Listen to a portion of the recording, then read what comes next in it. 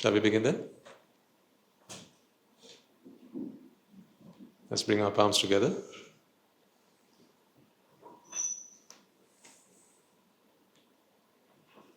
To make our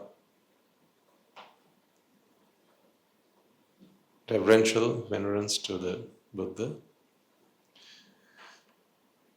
As we do so, let us remind ourselves that this is not a mere mark of our respect or obeisance. This is a pledge of our allegiance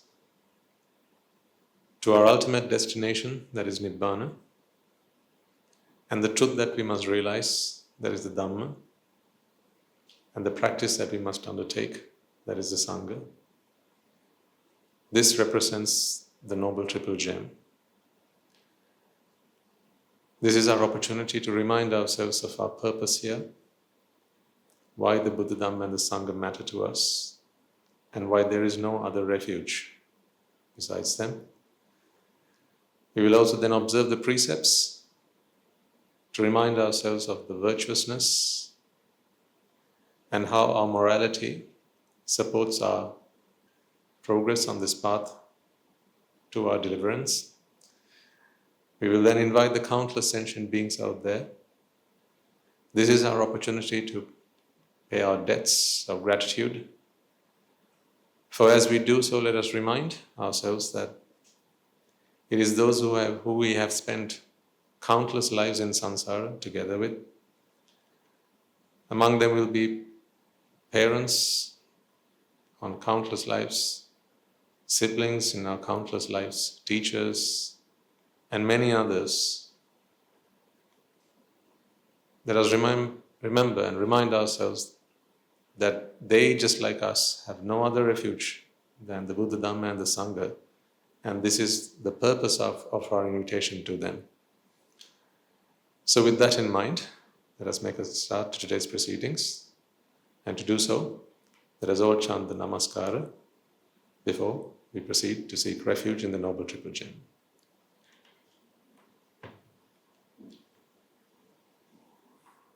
Namo tassa bhagavato arahato samma sambuddhassa.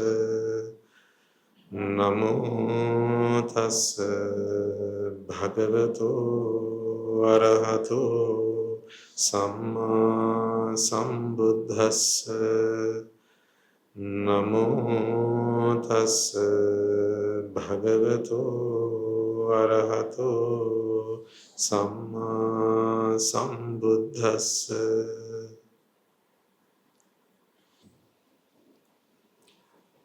When we make this call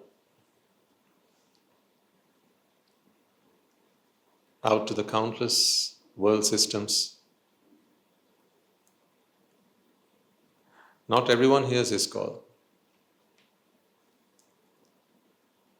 And that's not because we are not loud enough.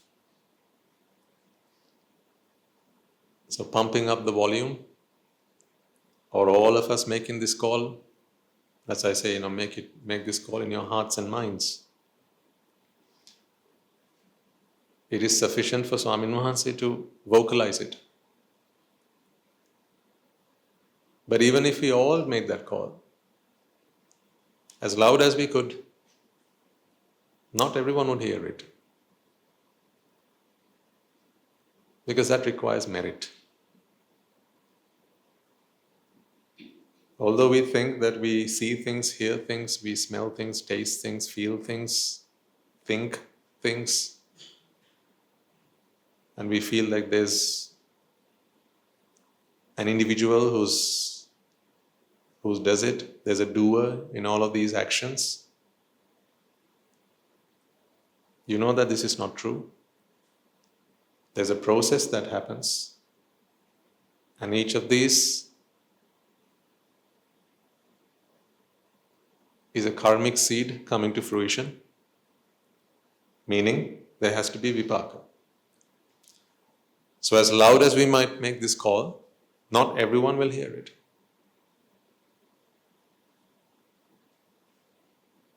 And not everyone who hears it will come either. Because to hear is one, to show up is another.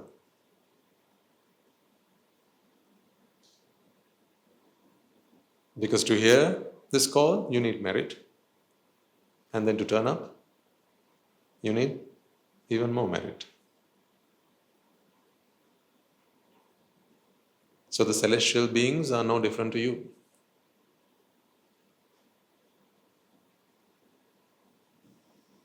It's a thing now in Colombo, right? This Sunday sermons at Gateway. I think a lot more people than who show up actually know that there's a sermon going on. And that there are free sandwiches at the end of it. Despite that, not everyone shows up. Not even for the... Okay, you said that. I was going to say not even for the Swamin Wahanse. Not even on account of the Swamin Wahanse who shows up, was I was going to say, but okay, the sandwiches, fine. I see where you have put me.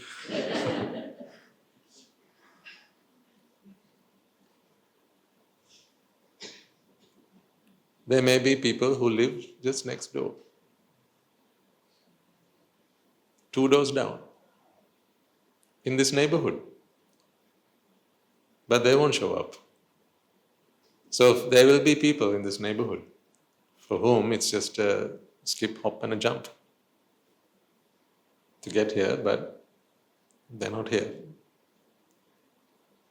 Many will not hear about it, and many will not show up even if they did.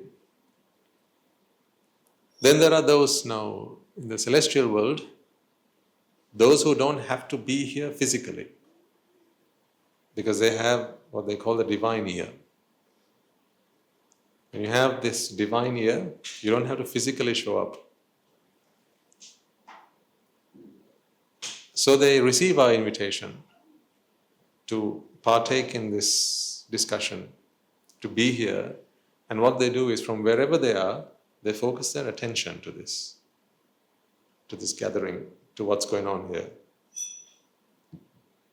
Sometimes they may be light years from here, but they'll focus their attention, and that's enough for them. So from wherever they are, they will listen to this, which is also like what we do here. There will be those who will be listening to this online. They won't be here physically, but they will focus their attention when they go on social media, or fire up their browsers and watch this on YouTube or whatever other platform they can find this on. But even that requires merit. Once you get your head around the fact that every experience that we have is nothing more than a vipaka coming to fruition, then there are no doers in this world anymore, ladies and gentlemen.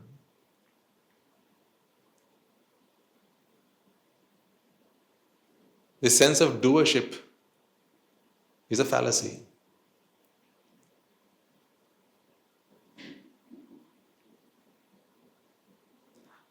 I'm going to do a bit of an experiment with you all now.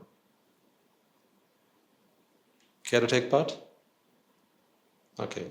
I'm going to have to ask you to stretch your arms and legs a little bit. Is that okay? Too early for that? Need a sandwich for that? Right. So here's what I'm going to ask you to do. When I ask you to, I want you to stand up. Okay? Not yet. I will ask you to. At around 11:30, 12. No, just kidding. I'm going to ask you to stand up in a moment. And I want you to reflect on your thoughts. What goes on in your mind with this very simple task of standing up. So we will stay standing for a couple of seconds. and then I will continue my sermon. You will keep standing, and I will keep on doing my sermon. You keep on standing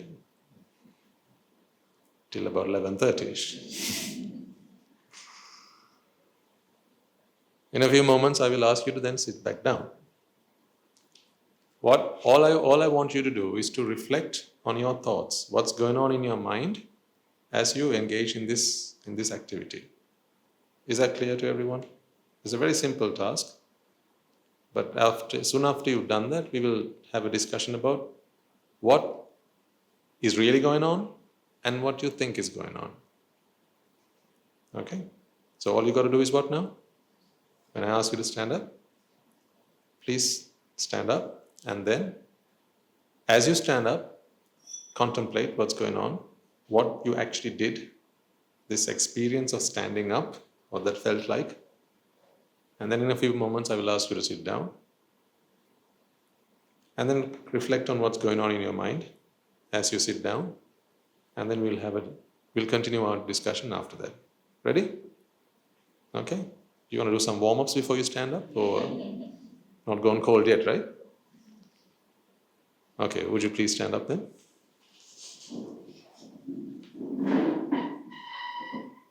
Right. Now focus on your thoughts. Focus on what just happened. What are you doing now? You're standing. You are standing. A moment ago you stood up. Now you are standing. Now I'm going to ask you to sit down. When I do, I want you to sit down. Again, focusing your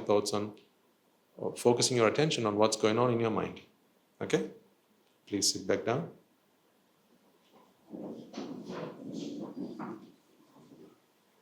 Excellent. Well played. Thank you. Now let's have a chat about what just happened.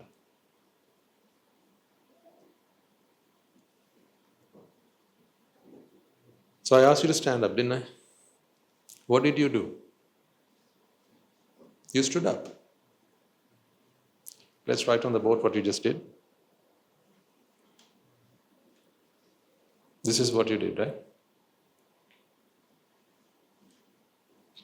I asked you to stand up, and you stood up.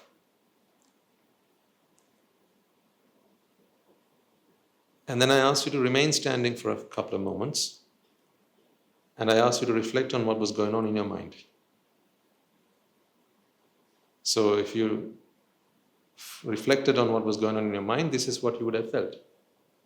I am what? Standing.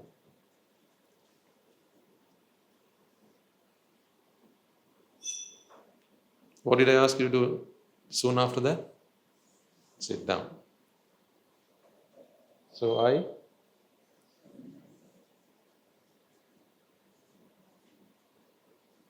sat down. And now you are? I'm sitting. Isn't this your experience? This is your real life experience, isn't it? This is what happened a few moments ago. Is there anyone here who would deny that this is what happened? No, this is what happened. If you watch the cameras would confirm that. If there were CCTV cameras or these cameras, any camera pointing at you, the audience, it would confirm that this is what happened a few moments ago.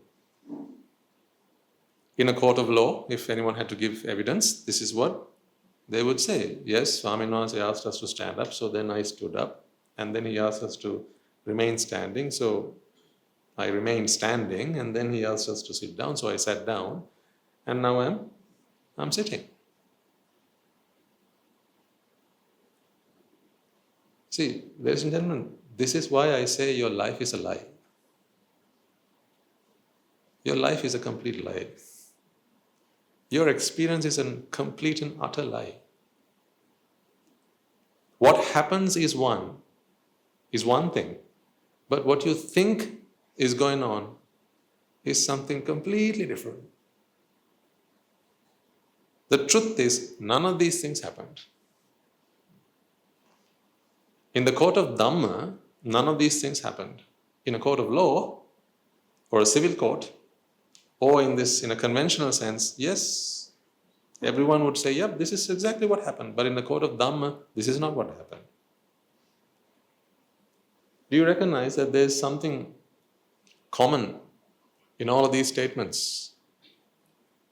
Which came first, the action or the doer? The doer came first.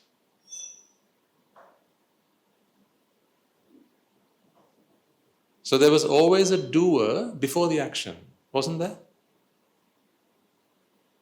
Isn't that why you feel that this is exactly what happened? You don't feel, even right now, as I speak to you, you don't feel like there's anything wrong with any of these sentences. None of these statements seem wrong to you, right? Put the Dhamma to aside for a second.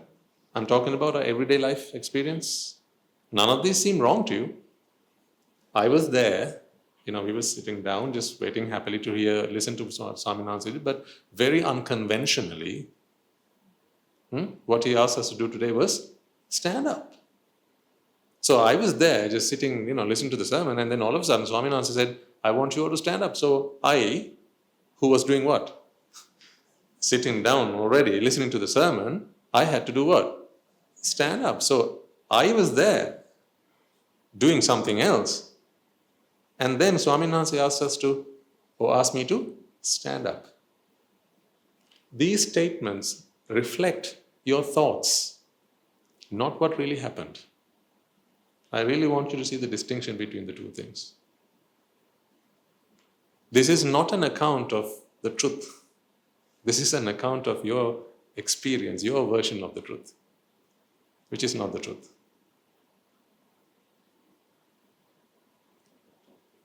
None of these things happened.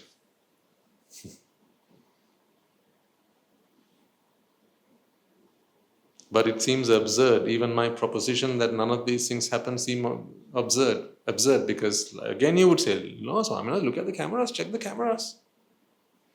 You will see that we were there, sitting down, listening to the sermon, just as we do any other Sunday, and then all of a sudden you asked us to stand up, so we stood up. And not just one of us, all of us. We all stood up. So there's plenty of evidence that that's what we did.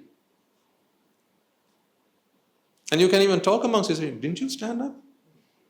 I did, didn't you? You saw me standing up, didn't you? You can check with each other and they would confirm. If you ask the person sat next to you, was I dreaming or did I not stand up? No, yeah, you did stand up. Yeah, see, Swami, I did stand up. See, this person, he confirms that I stood up. So, when everyone's a liar, how can you discover the truth? In other words, when everyone's asleep,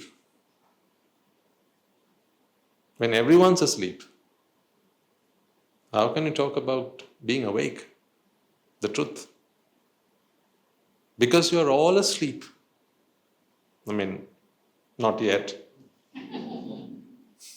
Not in the conventional way. Too early for that. I've only just started. But because you're all asleep in the sense you're not awake to the truth, these statements seem so true.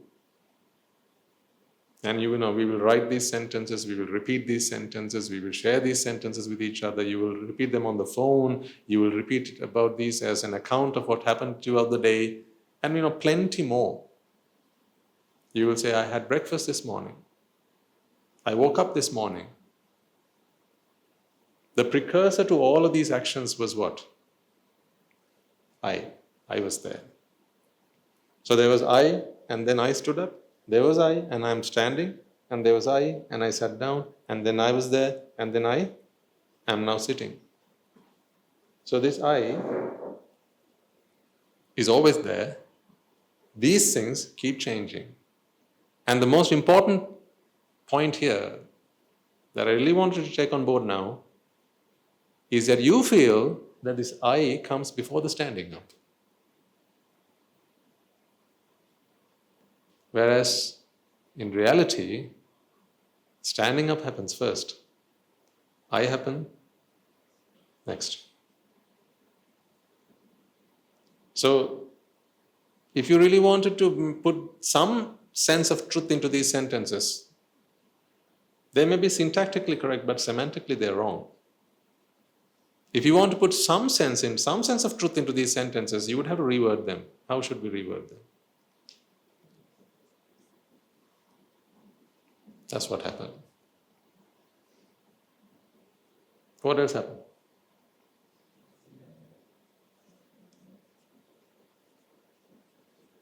Standing, I am. What else happened? Sat, down, I. And then? Sitting, I am. Sounds like old English. What are you doing? Sitting, I am.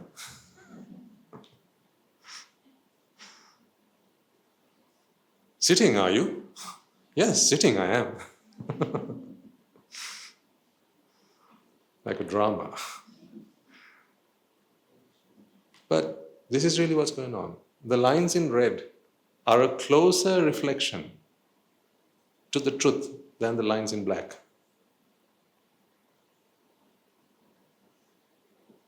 There is no doer here in any of these things, ladies and gentlemen. You are simply a flow of processes, one process after the other, after the other, after the other, after the other. But in this process, there's another process that runs parallelly, and that process constantly produces, generates, gives you, creates a sense of self. That sense of self is dependent on the previous process, on the other process. Unless you stand up, you cannot have an I. But that's not how we feel. What do we feel? Unless I'm here, I can't stand up. Isn't that how we feel? So if I ask this fellow to stand up, you'd think I'm crazy. Stand up. Why do you think I'm crazy?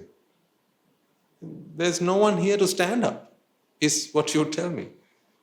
Meaning that there is someone there to stand up, therefore when I ask you to stand up, you don't think that there's anything wrong with that, right? So it's okay for someone to stand up, but it's not okay for standing up to happen and then there to appear as someone. That doesn't compute with us. It doesn't sit comfortably with us. This is how far we are from reality. Because your view of the world is that you exist. And to you who exists, all these things happen. Therefore you feel that I am here and the world around me is there. Therefore I interact with my world. Things happen to me in this world. This is my world. I was here first and then the world happened. That's the feeling that we have.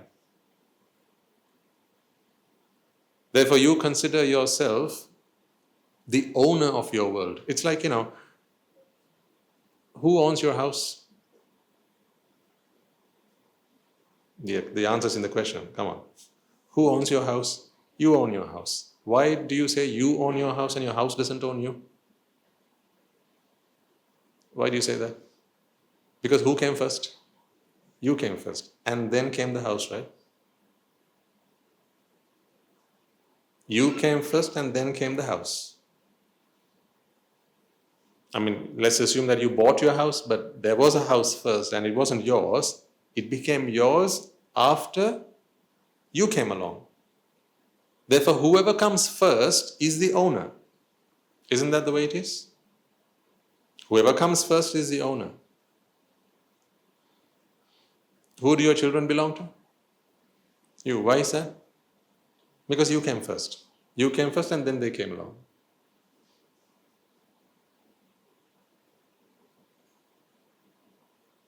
Any of your possessions are yours because you came first and then they became your possessions. Isn't the same thing, is it not the same thing that's going on here? What you feel is, you were there first and then the standing up happened after that. You were there first, sitting down happened after that. You were there first, standing up, sitting down, these things happened subsequently, whereas you were always there. Therefore, these things belong to you. They are your actions. See, these are all actions, aren't they? We call them verbs because they are doing words. Whose actions are they? Well, it's in the sentence. It's pretty obvious whose actions they are. If you wanted to convey that these were someone else's actions, which part would you change? You would change this, the pronoun. So instead of saying I stood up, you'd say we stood up, she stood up, he stood up. How does that change? So the standing up belongs to the other person, someone else. So if I only ask this side of the room to stand up, what would this side of the room say? They stood up. Meaning that standing up belongs to whom? Them. And the people who stand up will look at the people who are sitting down and they'll say what? They are sitting down. So the sitting down belongs to whom? To them. So our actions have an owner, don't they? That's why we are legally liable. Because our actions have an owner. So if you steal, who has to go to prison?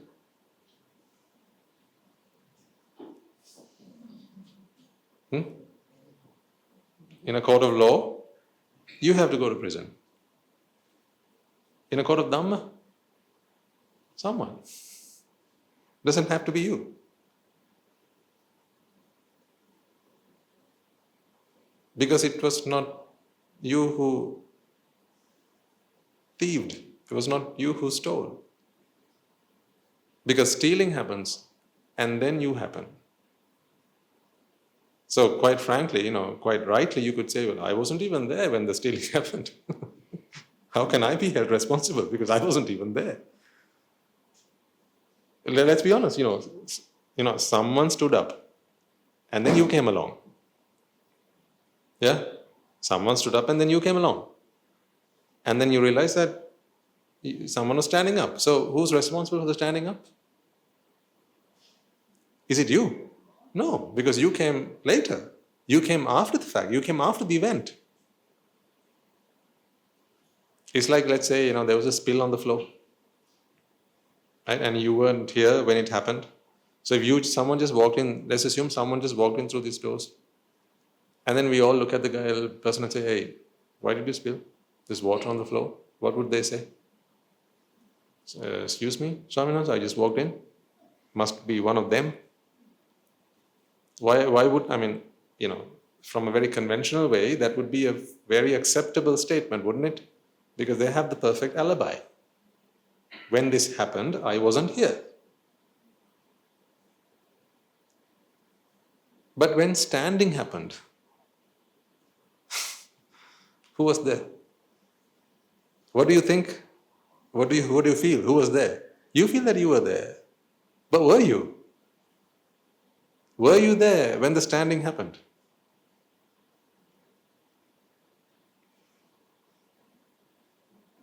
Is this making sense to you?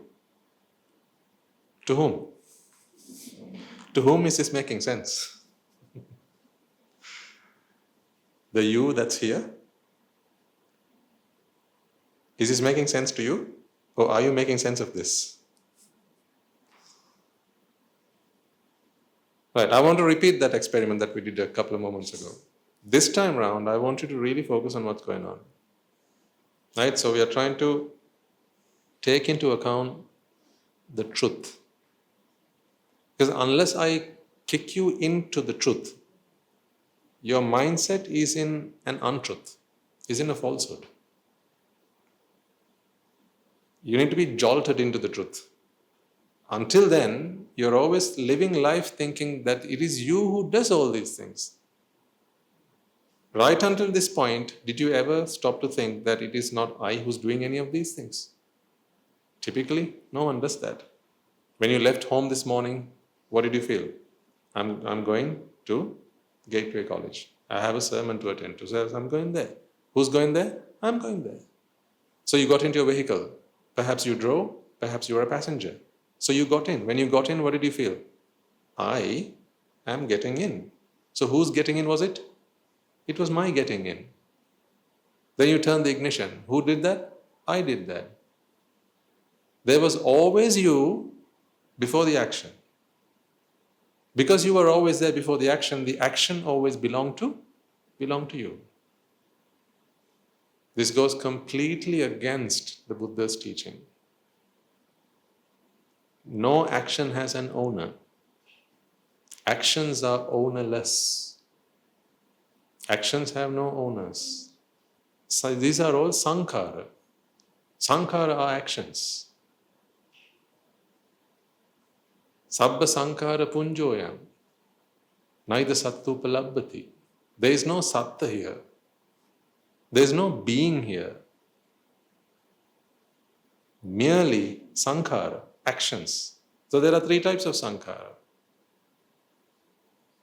There's chitta sankhara, when you simply have thoughts.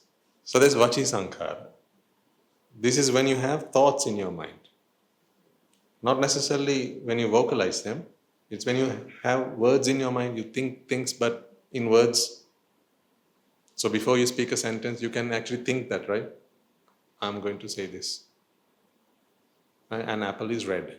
So you can think that before you even vocalize it, right? That is what a vachi sankhara is. The verbalizing of thoughts. If you are mute, do you not have vachi sankhara?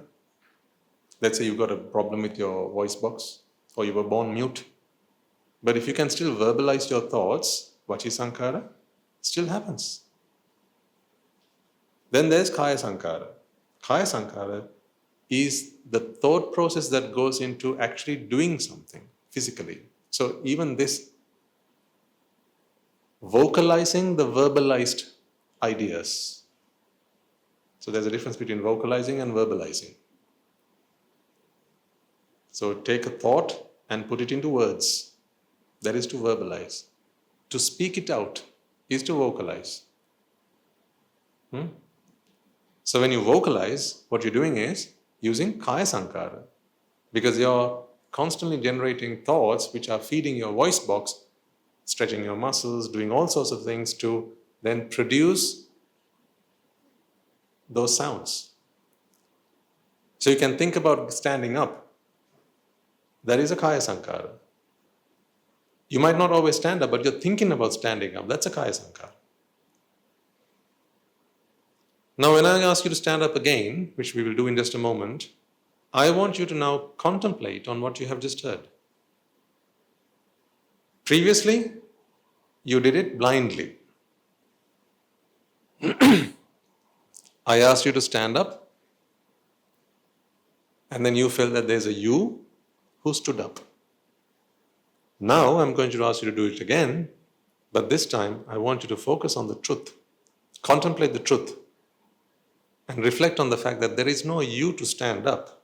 All there is the chitta sankhara, so the thinking that, yes, I'm about to stand up. Then there is you interpreting my words. So you have to take these words and make sense of them. Then you have the vachi sankhara. And finally, you have to send signals to the rest of your body, to your legs, to push your weight or push yourself in the direction of the flow, which will then push back. And then you will be able to stand up on your chairs. That's how we stand up, right? You can't push yourself up, you have to push yourself down. And then Newton's laws of motion come into play. Your action downwards has an equal and opposite reaction in the opposite direction, which is what helps you to stand up. But now, so this is going to be a meditation. In our world, meditation is contemplation. That's why you can do this all day, standing up, sitting down, standing up, sitting down, provided you do it contemplating the truth. Now, when you do this though, there will still be a mismatch, a discrepancy. There will still be, what's really going on will be in your knowledge. But what you experience, we will still experience. I want you to identify this disparity. Let me explain to you again. When we first did this experiment, I hadn't explained all of this to you. Yeah? So when you stood up, you had no problem with thinking that it was you who was standing up. It just felt very natural, and you did what was natural to you, what came naturally to you. Now we've just had a discussion about this, that there is no you to stand up. Standing up happens first, and then you feel that it was you who did it subsequently. Because that's how chittas work. We've talked about this before. We have the chitta, which is a result of an object, right? So the object of standing up happens first. This is the object. To stand up, the object happens first. And then your mind proceeds to process that object. As a result of which you start sending energy throughout the rest of your body. And then your body reacts to that, and then it starts to stand up. Whilst that's going on, you have the defilement process,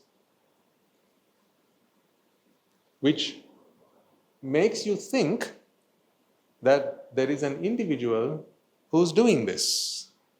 That is your sense of self.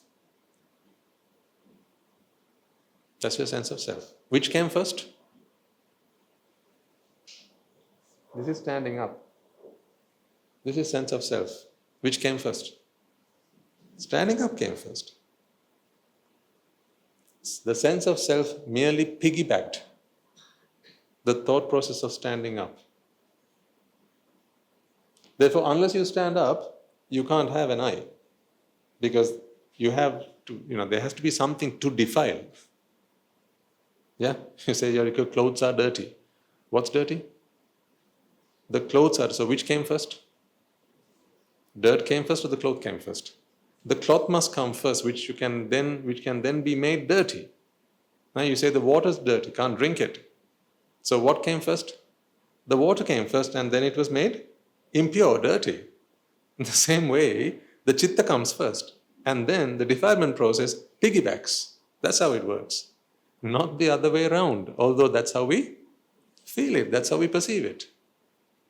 It's because we perceive it this way, we never stop to think whether this is the truth, whether this agrees with reality. That's why living life doesn't seem unnatural or something's wrong with it. We feel that this life that we're living, these sentences that we have come up with, language and construction of language as it is, doesn't seem wrong in any way.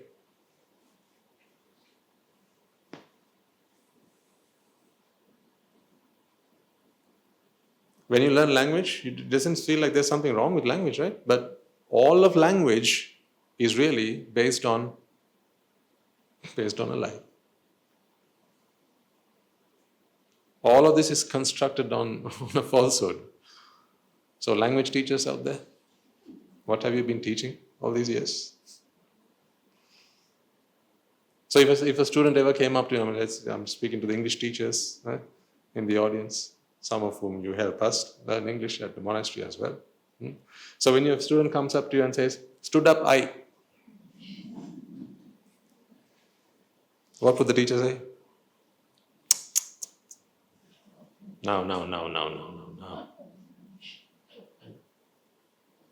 What sort of English is that, young man? Huh? It's completely wrong grammar. It's not stood up, I. It's I stood up. So you say, put the noun before the verb. And you would correct them. Whereas what you're really doing is what? What they said was right in the first place. Stood up, I is right. And you wonder why you don't go to heaven. How can you teach a lie and go to heaven? The doors of heaven are closed to those who lie. So we have to speak the truth then. And then the doors of heaven will open to us. Right, let's repeat the experiment we did a moment ago then. But I want you to be mindful about this. This is meditation, ladies and gentlemen, this is meditation. This truly is meditation. Meditation is contemplation of the Dhamma. What else? I'm not going to suggest that you will not feel a sense of self. Not yet. There's still a long way to go before that will happen. But at least you must come to an understanding that the sense of self is a creation of your mind. But there was no I who was always there, who went on doing all these things. But that's what life feels like. When were you born? In 19, 18, 17, 16? So that was when you started. Yeah, you started. You turned on the engine. And then, since then, what has been happening? You were there, and then the you that was there did what? Did stuff. All sorts of stuff. And all that stuff together, you say, is living, life. So I have been living for the last so many years. Grammatically, that's perfect. But in the court of Dhamma, logically, all of that is utter nonsense. Because none of that has ever happened. All that's been happening is vipakas come into fruition. In these vipakas, there was no sense of self at all. Because of your vexation to experience a sense of self, abhisankara took over and a sense of self was created in that. So we'll talk about a little bit more about how that happens, but now I want you to do that experiment again. Only this time I want you to be really mindful about this. This is mindful living. You know, if you could do this every waking moment of your life, you will get to Nibbāna that much quicker. You know, to get to Nibbāna, you don't need to perform miracles. You just have to keep your mind focused on the truth, that's all. To get better at math, what must you do? Maths. Just do sums, as many sums as you can, right? To get better at multiplication, what must you do? Do as many sums as possible. To get better at balancing chemical formulae, what must you do? Do as many of them as possible. Then to get better at Nibbāna, what must you do? Focus on the truth. Every Sunday morning. That's it. The rest of the time, just relax.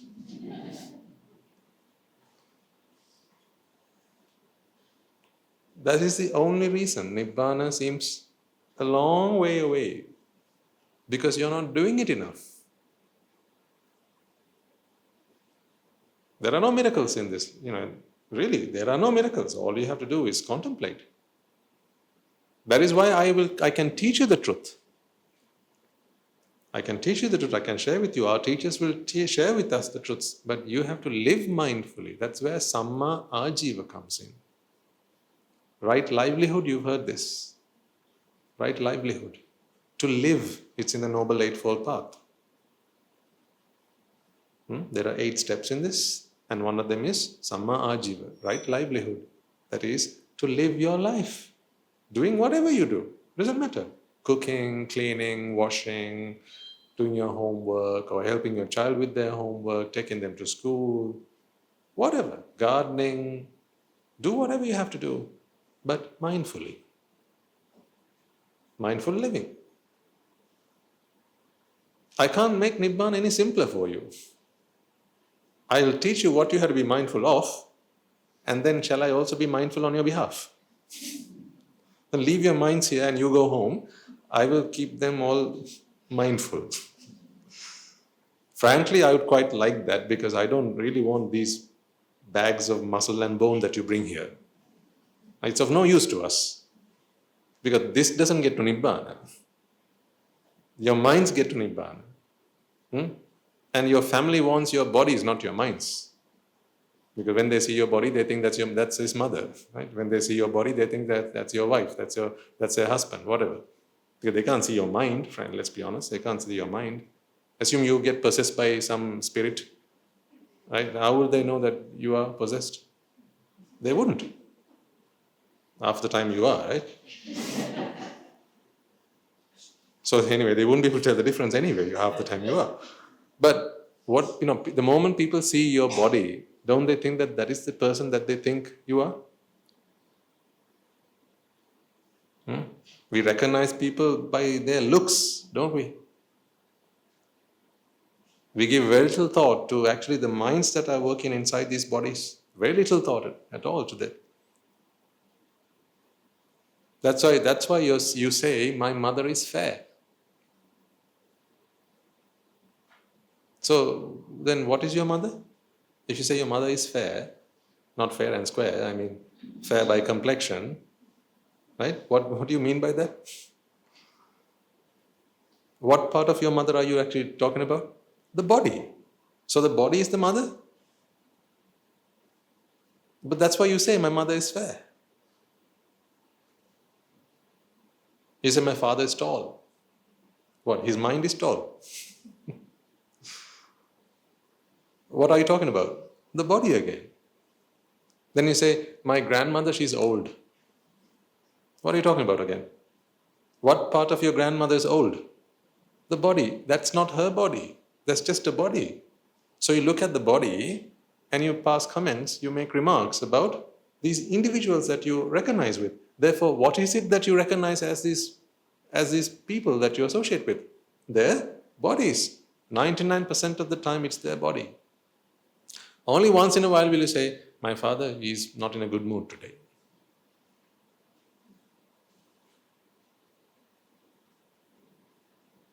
My mother, I think she's blown a fuse or something. That's, very seldom do you say that. Once in a blue moon, you'll comment on the mind and the temperament of the mind. But most of the time, you're talking about the body. What did you get onto the Porua, gentlemen?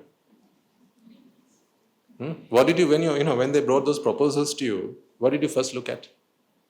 Those pictures? You did, nah. By looking at that, how could you tell whether she was going to be kind, generous, gentle, very motherly? How could you work out just by looking at a picture, a profile picture?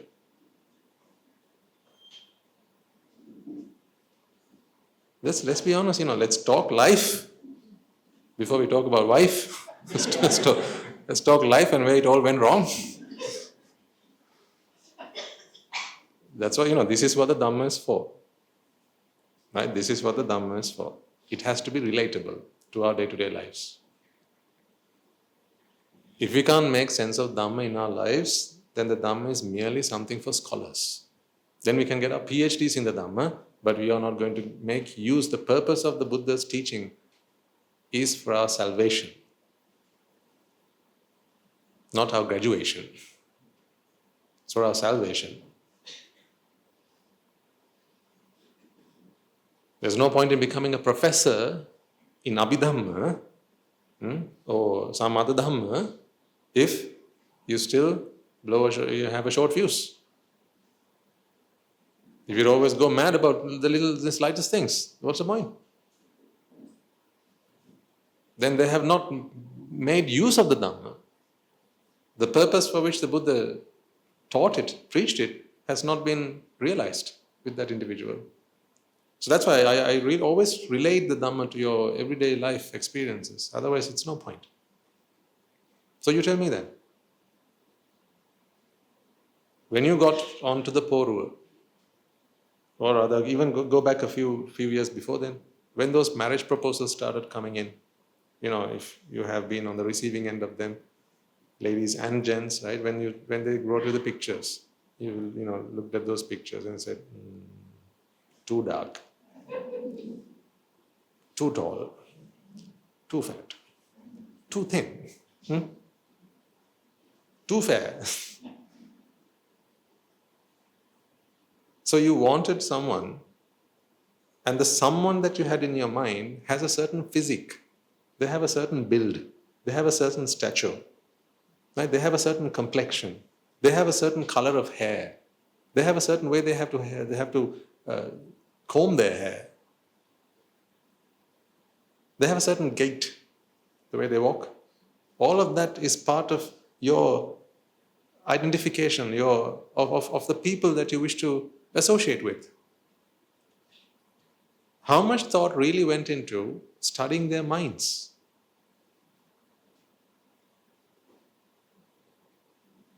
When they walked up to you and said, I love you, you just took it for granted. How much analysis did you do to figure out whether they were actually speaking the truth, and to how many other people they'd already said that?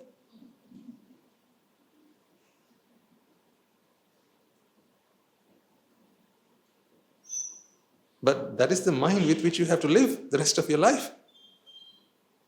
That's why I say, leave your minds here. I don't need these bodies, because every body that piles up at the monastery, piles up sound like they're all dead. But every new body to the monastery is a burden to our devotees. Not to us, but to our devotees. Because it's another body that we have to feed, another body that we have to dress, another body that we have to shelter, another body that we have to heal.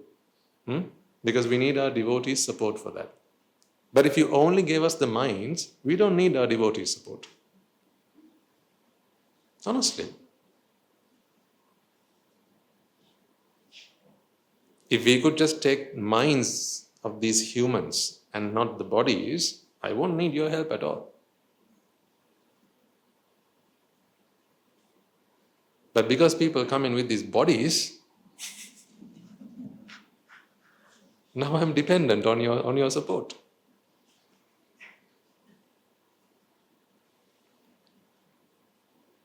Why are we constructing this granary and the rice mill? To feed what? Minds or bodies? Bodies. What a waste.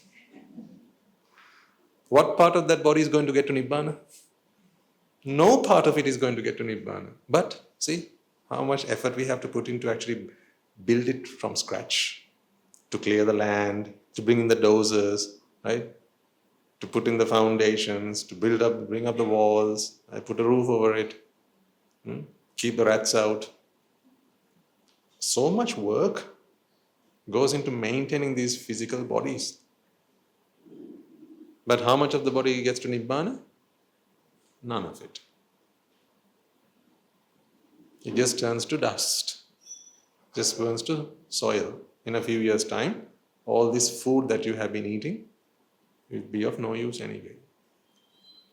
Only the food that your mind takes will serve you right, will serve you well.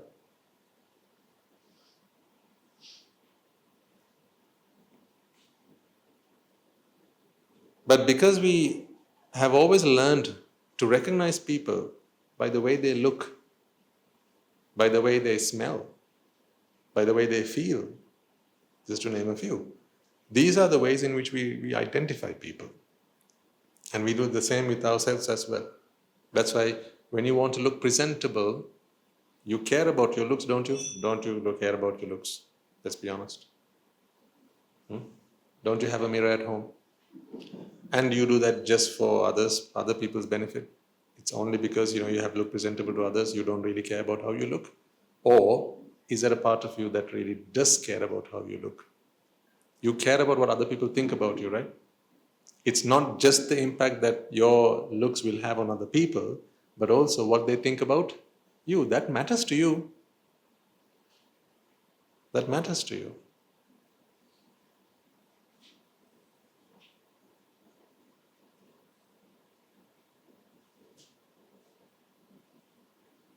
That's because you recognize yourself with this physical form. I'm here to try and break that bond. Sometimes it seems impossible, virtually impossible, but somehow we will do it. We have to. There's no other way you're going to cross this ocean of samsara and onto the other side of Nibbāna. You have to break this bond, ladies and gentlemen. You have to come to a point where you recognize you are not the body. You have to decouple this perception that you have that a big part of you is your body. There has to come a point where you care nada about the way you look. Not one bit. You will dress yourself up, you will groom yourself only because that is what is expected of you from society. For that very reason and that reason alone, there has to come a day where you do it just for that and nothing else. Anything beyond that, you are of thinking that you are your body. Therefore, you can't detach yourself from a physical existence. Because you can't detach yourself from a physical existence, you have to keep coming back to this, what we call the sensual world, which comprises the four great hells, the human world, and the Deva worlds, not the Brahma worlds though. The Brahma worlds are out of reach. You can't aim for the Brahma worlds for as long as you care about how you look.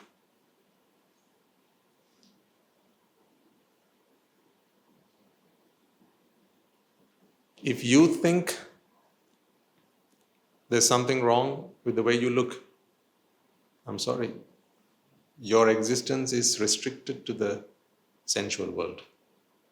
Therefore, you'll have to keep feeding yourself until you are prepared to give up. And giving up is not something you can just do like that. That only happens with the Dhamma. See, in a world where I come to you and talk about this, another part of the world, in the same country, in the same city, they're probably preparing themselves for a catwalk or a fashion parade. Someone's probably working out at the gym because they really care about their physique. Not for health reasons, but they care about how they look. There's no escape from the sensual world, and they will always have to keep doing that.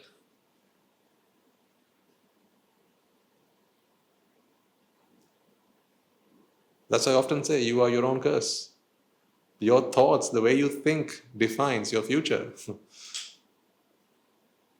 I was one who used to go to the gym. I used to work out, to try and build up. I was trying to get myself a six-pack. Only got one, the other five were on the way. The gym instructor always said, work harder, you can multiply the 1 into 5 and 6.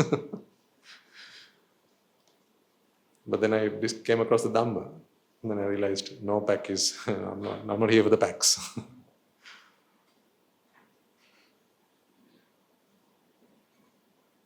Then I realized, this attachment that I have to my body is going to keep bringing me back to this sensual world. And then I will forever have to feed myself, I will forever have to clothe myself, I will forever have to shelter myself, I will forever have to heal myself.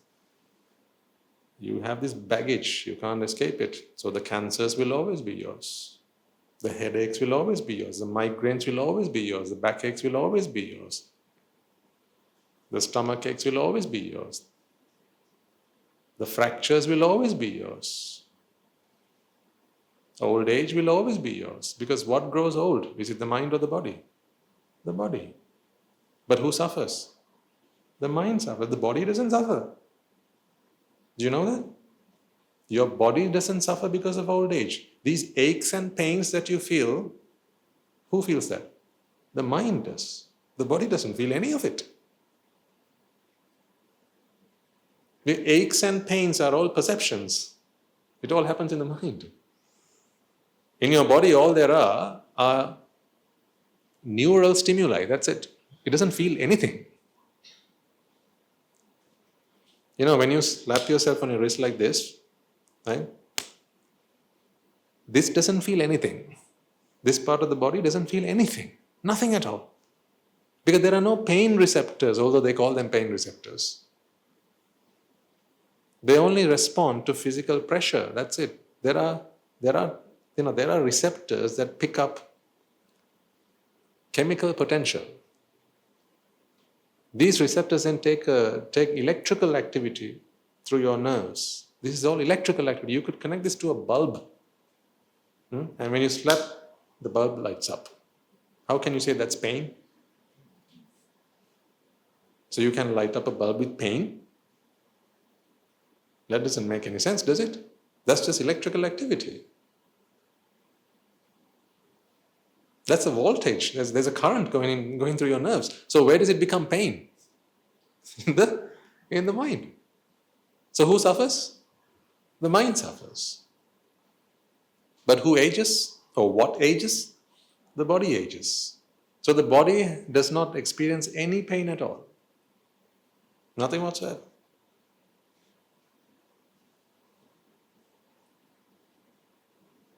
So if you have a back pain right now, where is that felt? In the back. So why do they call it a back pain? See, that's what I said about language. Language was invented for fools.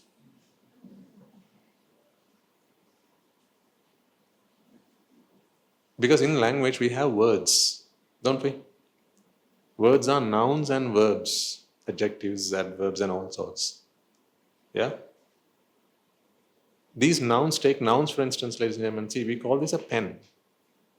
The day you realize that this is the same as everything else, why would you need another name for this object?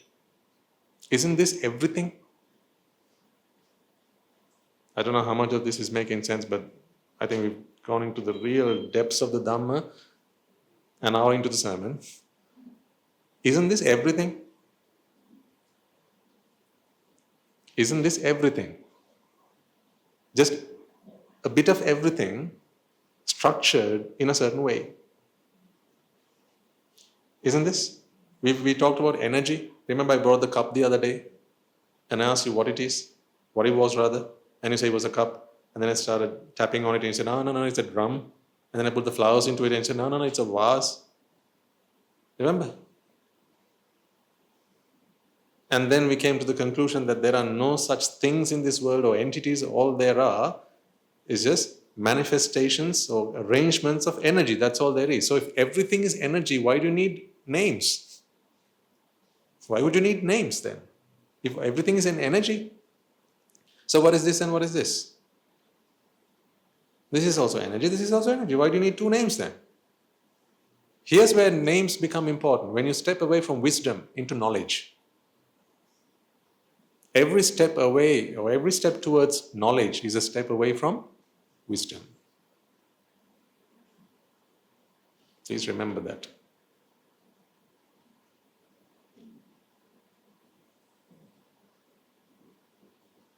Every step towards knowledge is a step away from wisdom.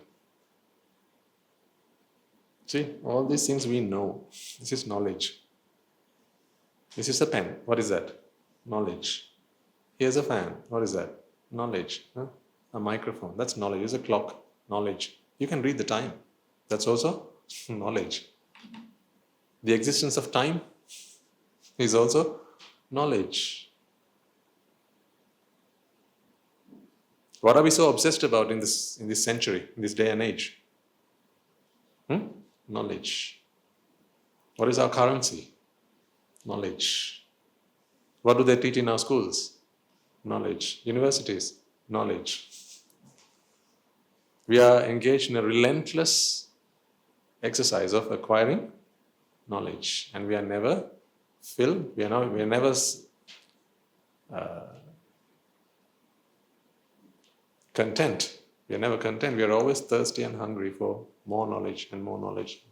Ever growing thirst for knowledge. But every step you take towards knowledge is a step away from wisdom.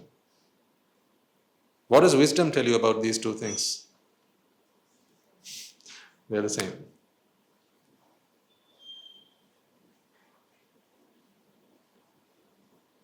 Because it's all energy.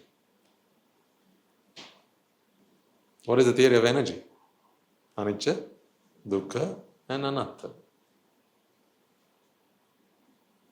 We have wisdom. So you recognize yourself with your bodies. That's how you feel you're old. You feel you're young. You feel you're middle-aged. You feel you're a teenager. All of these things you feel because you recognize yourself with your body.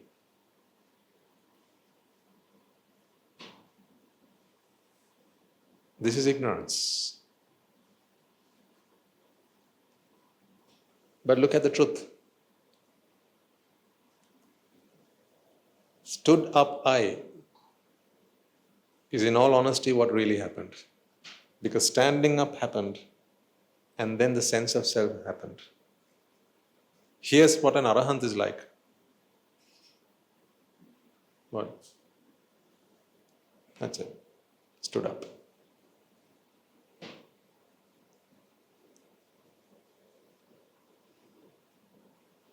Standing.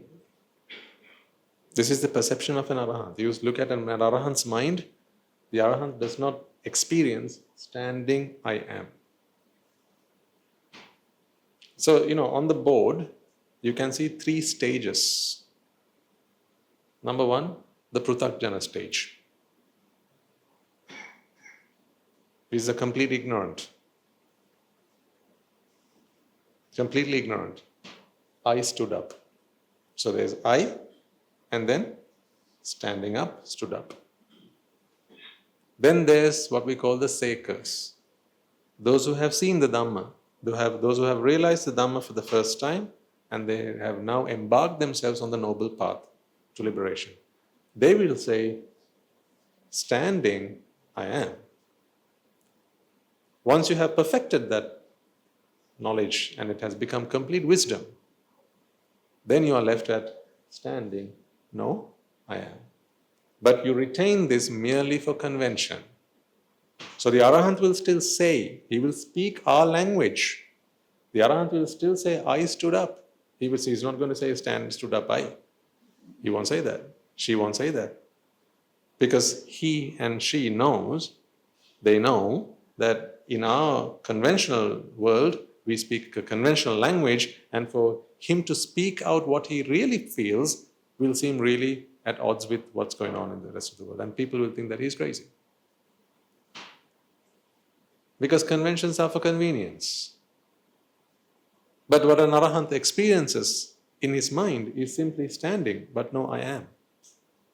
Sitting, where is that? Sitting, but no, I am.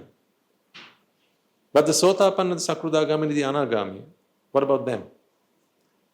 Sitting, I am. They know that this is what's going on. Sat, down, I. They know that this is what's going on. They know what this is what's going on. The action happens first, sense of self happens subsequently. Now, shall we meditate then?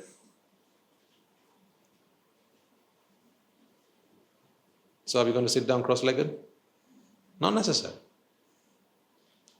We're going to stand ourselves up. But as you do, I want you to try and be mindful.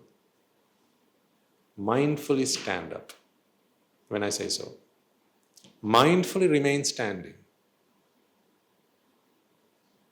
Once again, I tell you, you will not immediately stop or cease experiencing this I business. You will still feel that there is an I. But at least organize your thoughts so that you understand. Your reflection is that, no, the standing up is happening, and then I feel that there's an I that's doing it. The doer comes later. The action comes first. Shall we try that? Okay, so I want you to then stand up, but mindfully. Mindfully aware of the truth. Previously we did this with no awareness of the truth. So if you're not aware of the truth, you're aware of a falsehood. Therefore you're mindful of a falsehood. I mean, we are always mindful. Therefore there's nothing to be, mindfulness is not new to us. Although we think that mindfulness is this new fad and we should all try and be mindful all of the time, that is not what it is, ladies and gentlemen. We are always mindful. It just depends on what we are mindful of. We have lived our lives mindful of a falsehood. Now it's time to be mindful of the truth. Therefore, aware of the truth, we are going to mindfully stand up. Ready? Right, let's do that one time. On the count of 3. 3. Right, stand up. But mindfully. Now you're standing.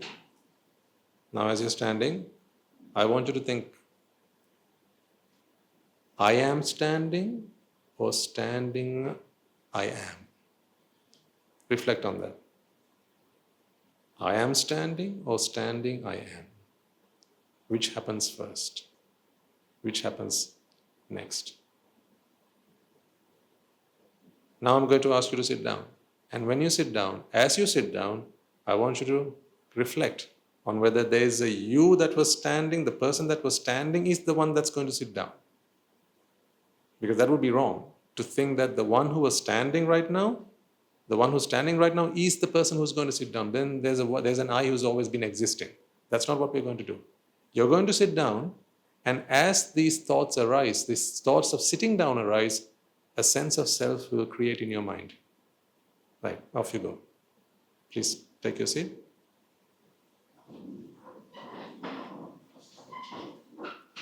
Thank you. See, now to the observer, do you think I experienced any different to what you did now and what you did previously? Could I tell from observing you whether you did it mindfully or unmindfully? No, you're always mindful, like I explained a moment ago. Whether you were doing it aware of the truth or unaware of the truth, could I tell by simply observing you? No. Therefore, do you not realize that your practice of Nibbāna is a private affair? No one needs to know. No one needs to know, and no one can know either. See, previously you stood up, but you did it unmindfully or unaware of the truth. Then you stood up, but aware of the truth. To the observer, there was no difference in the two actions. Because Nibbāna happens in the mind alone, nothing to do with the body. Now tell me then, ladies and gentlemen, because I want you to be able to live Nibbāna at home. Until you come to my home, you have to live it in your home, but you can take Nibbāna with you. You don't have to live Nibbāna here. You can take it with you. Nibbāna is not just for Sunday mornings. Nibbāna is for every day of the week. You're only excused for the duration of your sleep. Every other waking moment, Nibbāna has to be something that you reflect. It has to be in your mind. If people can't tell whether you're doing Nibbāna or not, then why would it matter to them? Who's going to get in your way? Who's going to say, hey, no Nibbāna? They would if you said, hey, I'm going to Nibbānically stand up now, okay? I'm going to do some Nibbāna now. I'm going to Nibbānically go to sleep. I'm going to Nibbānically do my work now. Don't advertise the fact that you're doing Nibbāna. Because the moment you start advertising the fact, people are going to get concerned. They're going to be concerned about it. Not all of them, but many of them. Many will be concerned because they have all these preconceptions of what Nibbāna is and how you're going to live your lives. You're not going to fulfill your responsibilities. You're going to leave everyone behind, and they're going to get very worried and concerned about everything. So don't ruffle their feathers. Certainly not too soon, not too early. We'll do it when the time is right, but don't do it too soon. See, when you're cooking at home and you're chopping your vegetables, can't you do it mindfully, with mindful awareness? So you have your vegetables and you're chopping them. The conventional, mundane way of doing it would be, I am chopping my vegetables. What would be the mindfully aware of way of doing it? Chopping vegetables. I am. Chopping vegetables. I am. Chopping vegetables. I am. Focusing on the fact that chopping vegetables is a vipaka. This I am business, that's a karma. That's the karma. That's the karma part. And why does the I am happen? Because of the defilement process. That piggybacks the vipaka process. So can you have the defilement process without the vipaka process? Could you? Can you have rust without the iron? Can you have rust without the iron? No. Because it's the iron that rusts. You can't have rust without the iron. Likewise, you can't have the defilement process without the vipaka process. So when I say vipaka process, that might sound a bit foreign to some of the audience. What I mean by the vipaka process is basically anything and everything that you experience. Seeing things, hearing things, smelling things, tasting things, walking around, everything. Pretty much anything you do is a vipaka. What is the karma in there? The thinking that it is you who does it. That is the karma part. Everything else is vipaka. Absolutely everything else is vipaka. Let me demonstrate. Right. I'm about to take a drink of water. Okay? So I extend my arm, reach out for this bowl, I pick it up, I bring it to me, hold it to my mouth. Excuse me. I say, excuse me.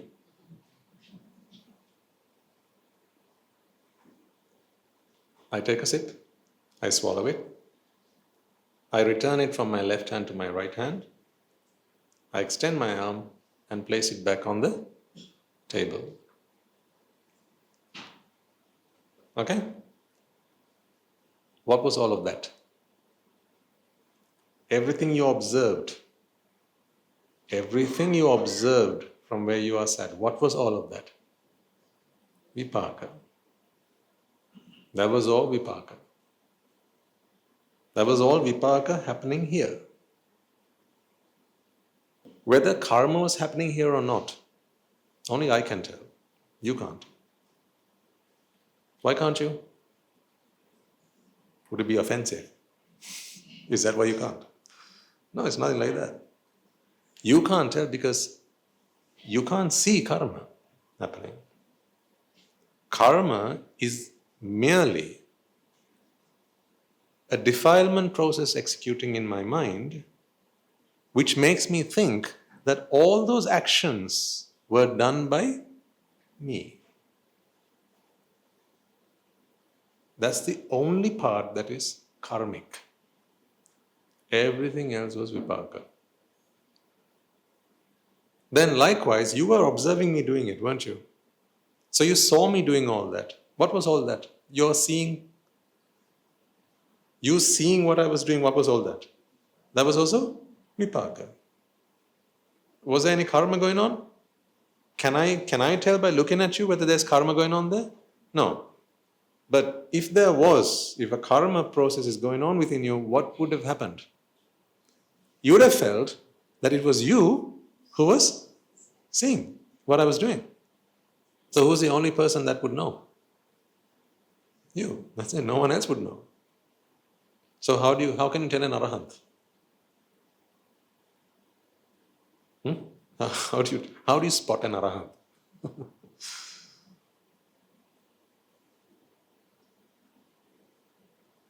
What do they do? What do they not do?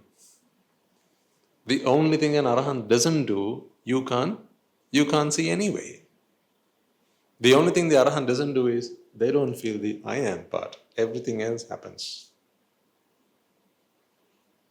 Everything else and anything else could happen. Only the I am part doesn't happen, but this is only felt by the mind. The mind in which it happens. It cannot be perceived by another mind. It cannot be experienced or perceived remotely, externally. Therefore, you can never tell an arahant by looking at them. It is said the Buddha was able to do that, but that's beyond our comprehension. So he was saying he's the outlier. So in all these things, we just have to leave him to a side. In many aspects, he's an outlier, but he's still, whoever the Buddha was and whatever the Buddha was, it still agrees with the principles of cause and effect. It all agrees with the principle of cause and effect. So he's not an outlier to the principle of cause and effect. That's not what I mean. So there is a way that you can perceive if karma happens in another mind. But such ability requires the perfections to be perfected far more than it happens in the minds of the Shravakas. That perfection only happens in the mind of someone who is destined to become a Buddha or someone who has become the Buddha. But it all agrees with the principle of cause and effect. The Buddhas aren't miracles. They're as much manifestations of nature as you and I are. That's it. They are no different to us in that way. So if the Buddha had any superpowers or any supernatural powers or anything like that, they can all be explained through the principles of cause and effect. That doesn't mean I can explain all of them, because my understanding of the principle of cause and effect does not extend that far to be able to explain how a Buddha was able to do all those things that it is said he did. Because I'm not interested really in finding out how he did all that. My interest, my study of cause and effect, I deliberately restrict to understanding how this sense of self, because this is what I look for escape from. I'm not really worried about how the Buddha performed the twin miracle, or how he walked on water, or how he visited the heavens. Don't waste my time if you have these questions. And frankly, don't waste your time. Not while this is still happening in you. If this is still going on in you, then it's pointless trying to figure out all the other things in the world, because we have very little time to work out this, to work this out, right? So let's not waste our time. But is it something other than cause and effect? No, it all comes into the purview of cause and effect. Nothing beyond that. Anyhow, taking this conversation back to where we started. You stood up a moment ago, and hopefully you contemplated as you did it. When I asked you to contemplate, what did I mean by that? Let the standing up happen. Be mindful that I happen after that. So I is dependent on standing up. Standing up is not dependent on I.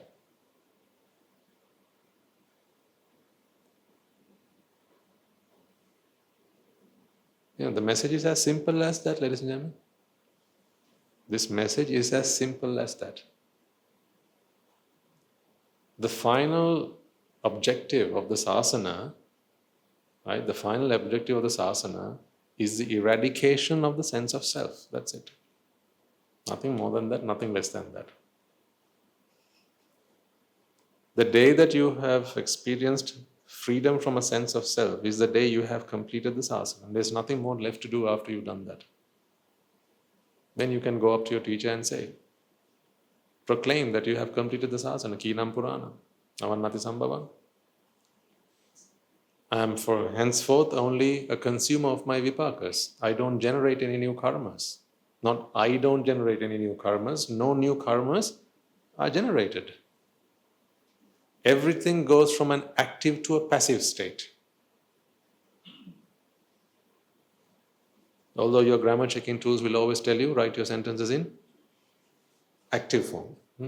Because that is the preferred way of constructing sentences. The truth is, nothing happens in an active context, everything happens in the passive context. The book is read, not I read the book. The book is read.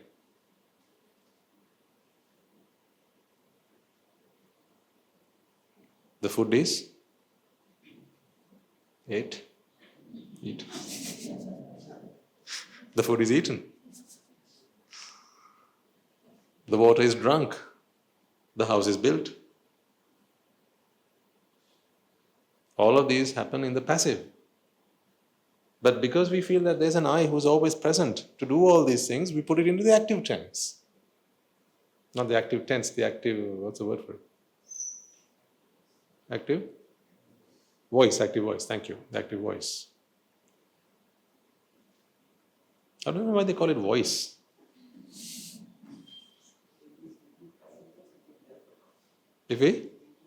Yeah, exactly. This is what contemplation is. What I asked you to do when you stood up was to contemplate in passive voice. Standing happens. Not I am standing, I don't know how you would put that into a passive voice. I am standing. Standing by me? By whoever, yeah. So how would you put this into passive voice? I am standing. Standing by me? You can't put that into passive voice, can you? But you get the idea. You get the idea, right? All that's happening is a standing. I'm not disagreeing that I am is happening, but what I want you to understand is that I am is also a process. That's another process. See, that's why this is the defilement process. What is the product of the defilement process? What is the product of the defilement process? Sense of self, meaning the I am part. This I am part is tagged onto the chitta. It's a tag. Like those tags you have in your clothes. Now you take your shirt, your trousers, they have these tags, right? With these instructions on how to wash, how to iron, and all sorts. Fabric care, tags. Similarly, which comes first? The tag comes first or the cloth comes first? Which one do you buy when you go to the shop? Can I have a few tags, please? So they come with some clothes attached. Is that all right? That's not how it works, right? You buy the cloth and they come with the tags on. Same thing happens here. You get the cloth and the tag comes tagged to it. See, the tag tells you where it's made. It gives its identity, which company, which production plant, I don't know, all sorts of other information about that particular fabric or the cloth, that item of clothing. It's a very similar process, similar thing that's going on here. You have a chitta that's the objective of which is simply to perceive and experience, right? The chitta's objective is simply to perceive and experience. That's what we call the aggregation process. Or we call the skandha process, but that's in Pali. And what I've just written on the board is called gibberish. But this is the aggregation process, which we are very familiar with. Rupa, Vedana, Sanya, Sankhara, Vijnana. And you know that this is one of the vipakas from the karmic strand, right? So this is we are doing a quick whistle stop tour on some of the things we've spoken about previously. So one of these becomes Rupa, and that evolves as Vedana, Sanya, Sankhara, Vijnana, and finally disperses into the universe as freed energy. Remember, this is just a packet of energy, an amount of energy, that's it. This energy is meant to be released. So a mind is really an energy recycling plant. It just releases energy. Energy is captivated here in the karmic strand. This is captivated energy. So what is the karma process then? It's the process that captivates energy. That's why we call it the separation process, because it separates energy from the vast body of energy. It's like a bucket you put into the well and take some water out of it. Now you have lots of water. There's the water in the well, which is all of the water, and then there's a pail of water, which is now separate from the rest of it. The karmic process does exactly the same thing. That's why we call it the separation process, which gives rise to this experience of an entity.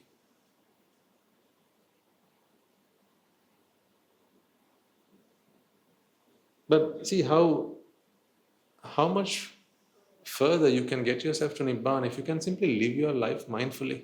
This mindful living is a very good practice, ladies and gentlemen.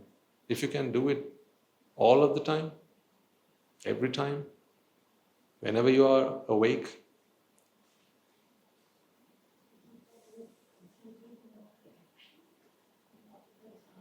Yeah, so if you focus on the action, now, like I said, until you become arahants, you're not going to stop perceiving a sense of self.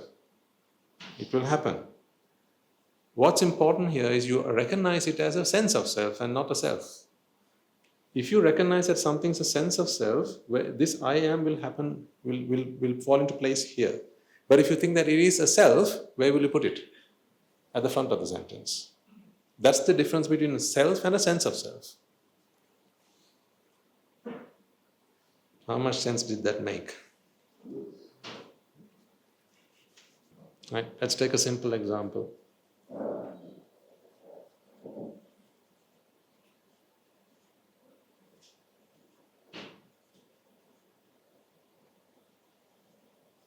Okay?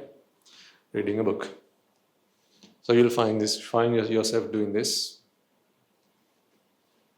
very often. It's a very common thing to do. How does the Pruthagjana experience this? The mundane individual. Reading a book. Do they see anything wrong with this? No. In fact, man invented language to express his thoughts, his experience.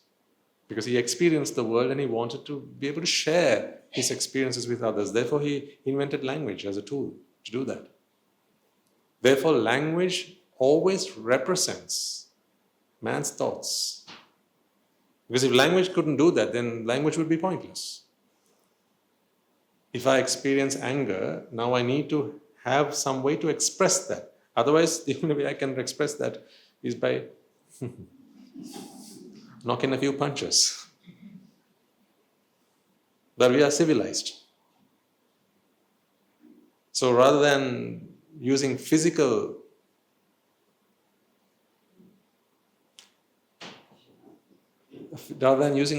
demonstration of my emotions, I resort to language.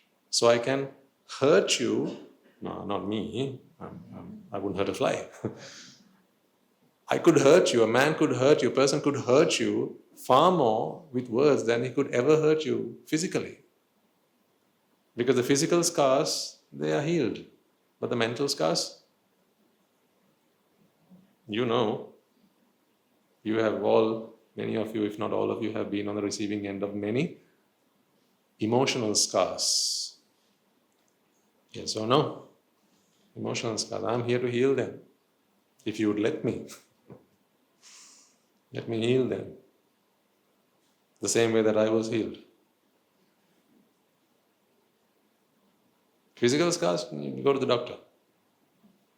Go to the clinician, the physician, they will heal your physical scars. Sometimes the scars might still remain. Some scars, you can't heal them completely, they will still have scars. But the emotional scars, they can be completely healed without a trace. I promise you. Take my word for it, I promise you. If you would let me, ladies and gentlemen, I can teach you how to love the person you hate the most. I can teach you how to do that. The miracle is not mine, the miracle is the Dhamma's. This is such a powerful, such a potent medicine. You can be taught to love your worst enemy. But not in the way that you may understand love today. Altruistic love, where there is zero expectation from them. Because you hate someone because it's the other side of love, mundane love. When you say you hate someone, what you really mean is, I really don't get what I want from them. That's why you don't hate strangers.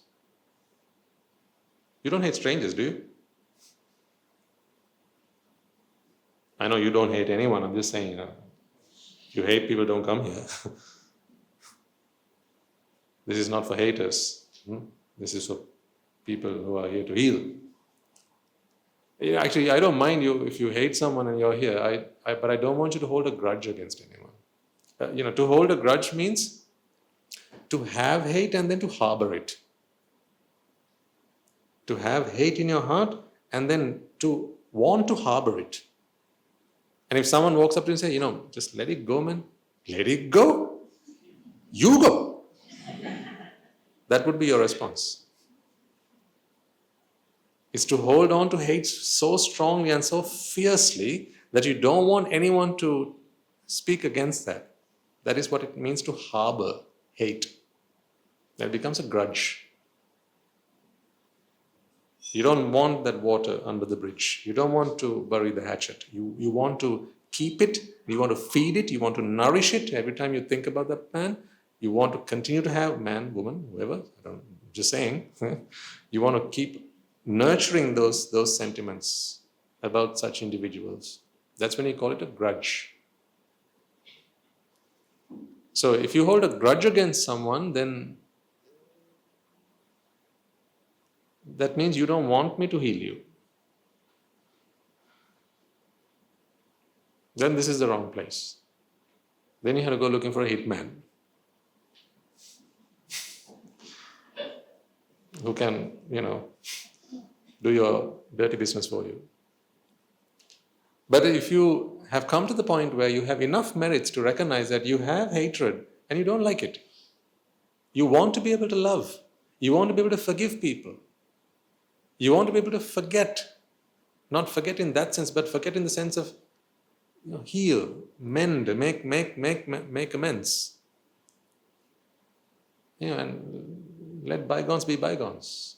Shake hands, make friends. But do it not just for the show, not for the sake of it, not just for pretense, but genuinely. If you want to do that, then I'm your man. I meaning the Sangha.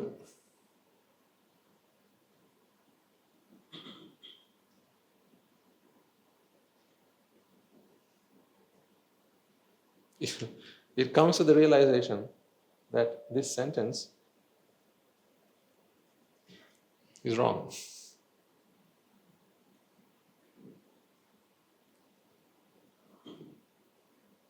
It starts once you first realize that this sentence is wrong. You recognize that what's wrong about this sentence is that it is no I am who's angry. Anger happens.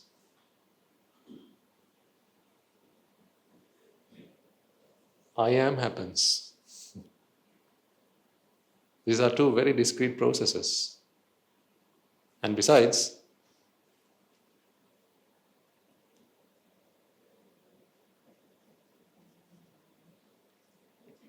there's a vipaka that happens.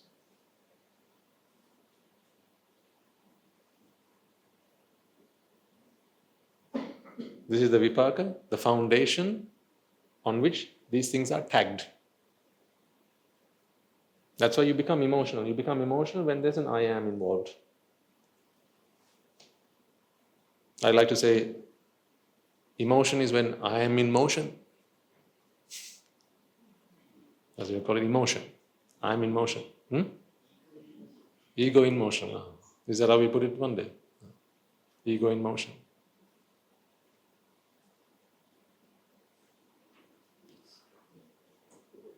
You can be healed. If you're angry with someone, if you have hatred towards someone, you're welcome. But if you have a grudge against someone, then you're a very long way. But what that means is you don't want to be healed. You want to harbor, you want to nurture that hatred. Anyone who speaks in their favor is also someone you start to hate to that extent. So first you need to get out of that. If any of you are there, you have to get out of that by learning things like this. First of all, because before the Dhamma can heal you, you first have to understand the consequences of holding a grudge.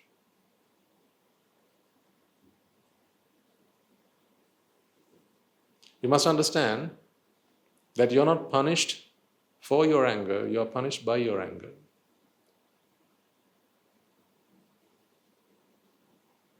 There's a difference, right?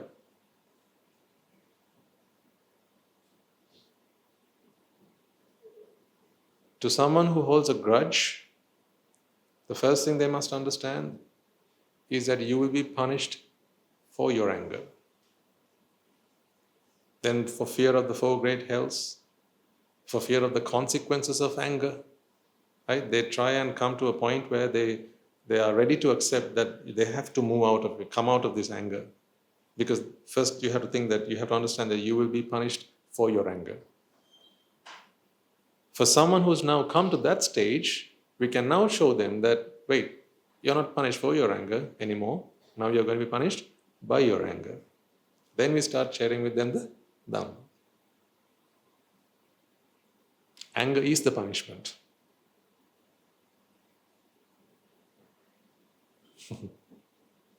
Anger is the punishment. You are not going to be punished for being angry. Anger is the punishment.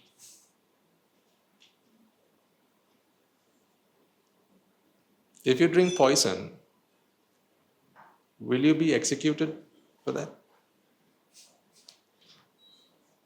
Will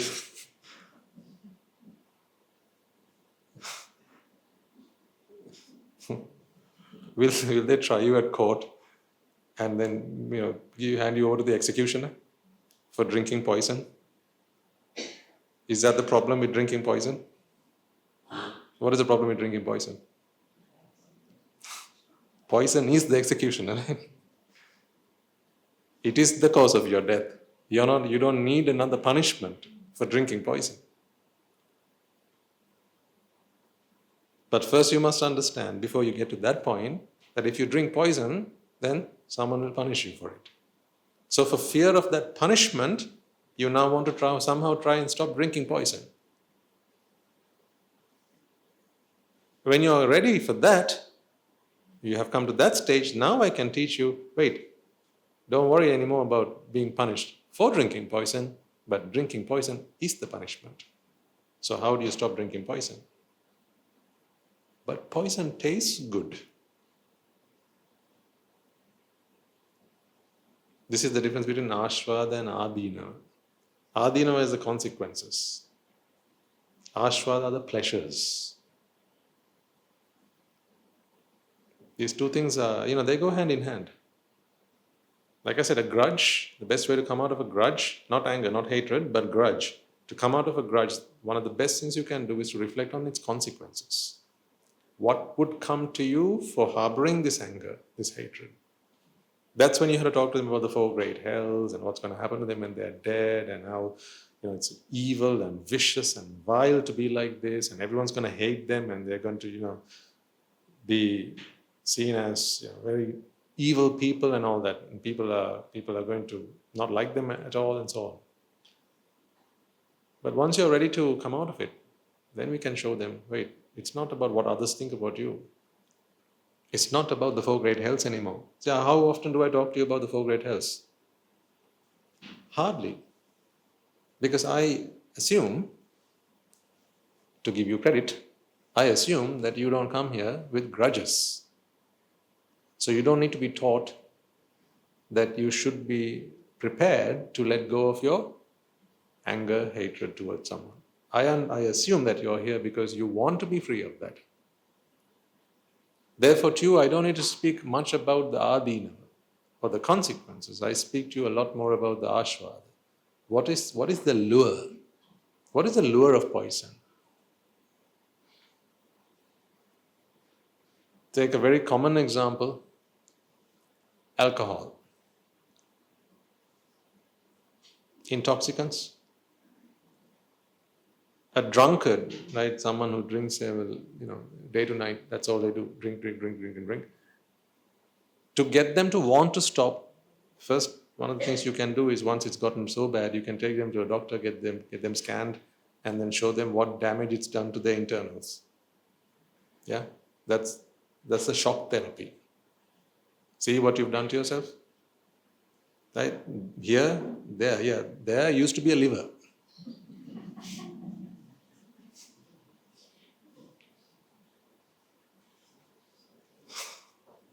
That's how you got to talk to them. That gap, there used to be something called a liver there, which you don't have anymore, but it used to be there. Or in the case of a smoker, there used to be something called a lung. Yeah, it comes with 2, you only have 1. So that's the shock therapy. But that doesn't make them want to stop, because there's still the attraction. There's still the attraction, the lure, the pleasure that comes out of drinking or smoking or any other habit for that matter. And people come, especially young people, and they're addicted to all sorts, pornography, computer games, watching TV, all sorts. Self-pleasure. There's a word for it, I don't want to use it here, but you understand what I mean. Self-gratification, all that. First, we explain to them the consequences, the ill effects of these actions, how they are going to ruin their life as a result of their actions,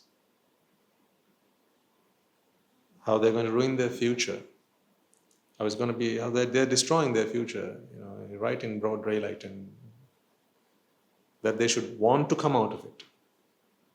So the adina or the consequences help a lot in that regard. Once they have come to this understanding, yes, Swaminatha, I want to stop this. I want to stop this addiction that I have to gaming. I want to stop this addiction I have to pornography. I know that it's bad for me. I know it does me no good. It just drains all my energy and I just feel wasted.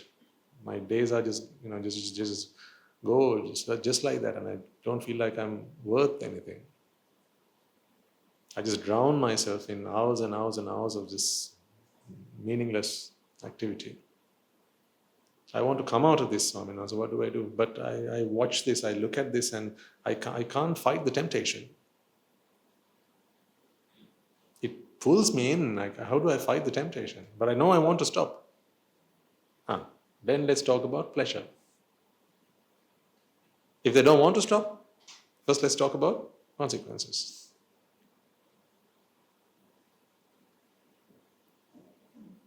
Because now what they're trying to break is the attraction to that.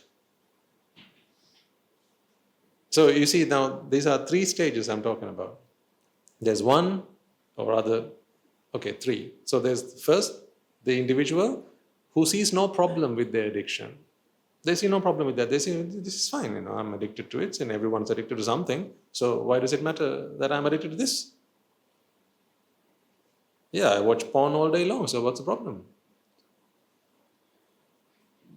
This is my life. I live my life the way I want it. As long as I'm not causing anyone any harm, what's the problem? There are sometimes people who come up to us and this is the way they see it. I know I smoke and, it doesn't, I seclude myself when I do it, so I don't affect other people, so what's the problem? So then you have to take them to the doctor.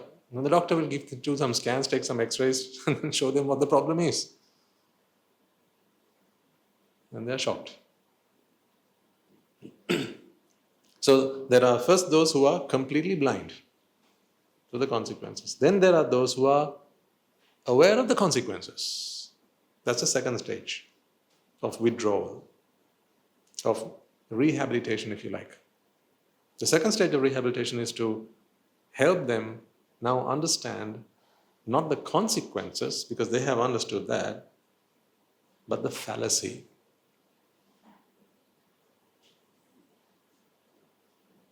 The meaninglessness, the essencelessness of their endeavors and their activities, their addictions.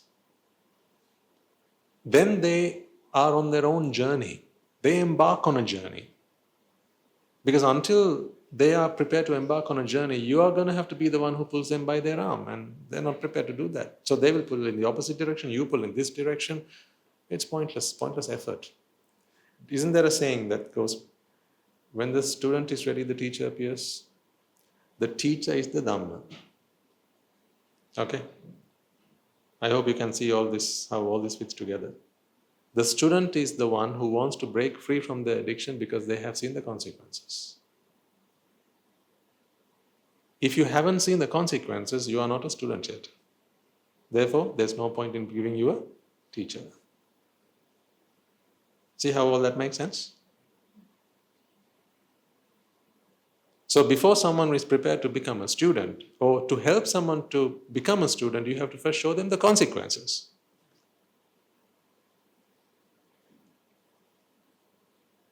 Understanding the consequences shifts their mindset. That's the paradigm shift. They go from I don't care to I do care. So if you do care, now you need a teacher who teaches you how to care. I could say the same about Buddhang Saranang, Dhammang Saranang, Sanghang Saranang Gacchami as well. Buddhang Dhammang Sanghang Saranang Gacchami is frankly something that only a stream enterer truly understands the meaning of.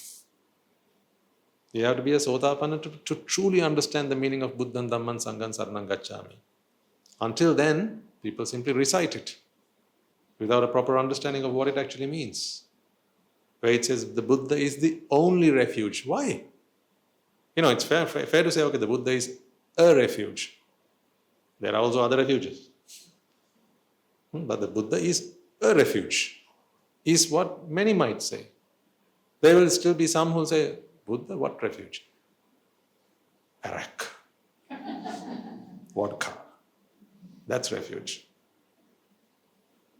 Buddha, what refuge? You go from that to Buddha is a refuge among many other refuges. To then going to Buddha is the only refuge. Nothing else is a refuge. These are the shifts in your thought processes, your thinking patterns. This is evolution. This is true human evolution, ladies and gentlemen, not going from the Ice Age to the Iron Age to the whatever.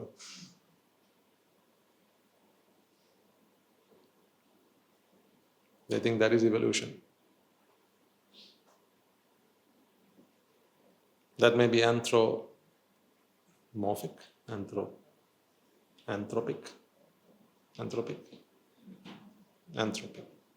Anthropic evolution, but I'm talking about spiritual evolution. In spiritual evolution, you should go from I don't care to I care. Again, you get to a point where again you don't need to care. You don't need to care because you're now healed. So that is where we are heading, hopefully in that direction. Why do you care enough to come to these sermons? Is it because you don't care? Why do you show up? Sometimes I just joke at you and say you are here for the sandwiches, but I know that you're not here for the sandwiches. At least not most of you.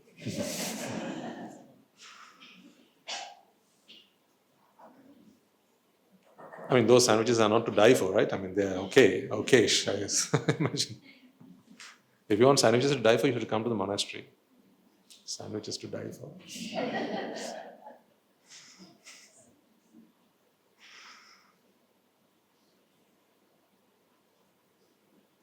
That's why I'm there to die. I'm going to die there one day. But think about it. Why do you turn up to these talks? Many years ago, you would not have considered this. Go back a few years, you would not have considered. Just like there are many others who wouldn't consider. Because they still haven't seen that they still haven't recognized the need to be free. They haven't recognized the need to be free.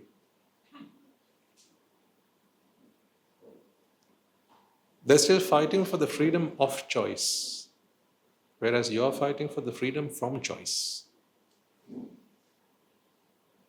Isn't that what you're fighting for?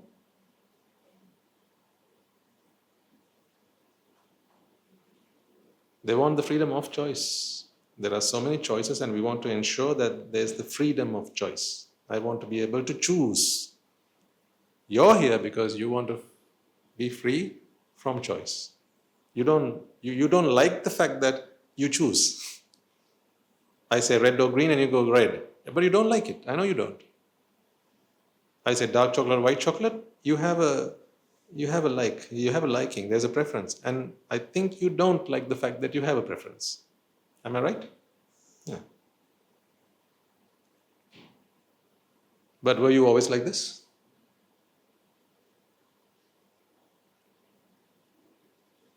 Wasn't there a a time in your life when the choice was an obvious one and you were proud of it? I mean, don't I have these like clubs, the dark chocolate clubs? I'm a proud member of the dark chocolate club, a dark chocolate connoisseur. Why? Because they're proud. I'm a dark chocolate lover and I'm proud of it. Do they want to be free of that choice? Certainly not. But just imagine, think about a devotee at Rajagiriya. You call yourself a Dharmishta Rajagiriya and you're also a member of the dark chocolate club.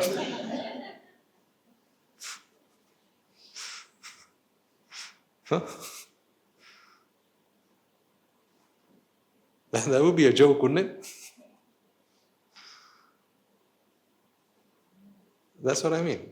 See, now, even if you might have a preference, if when I said dark chocolate, white chocolate, let's assume I had 2 tables and I was giving you free chocolates today.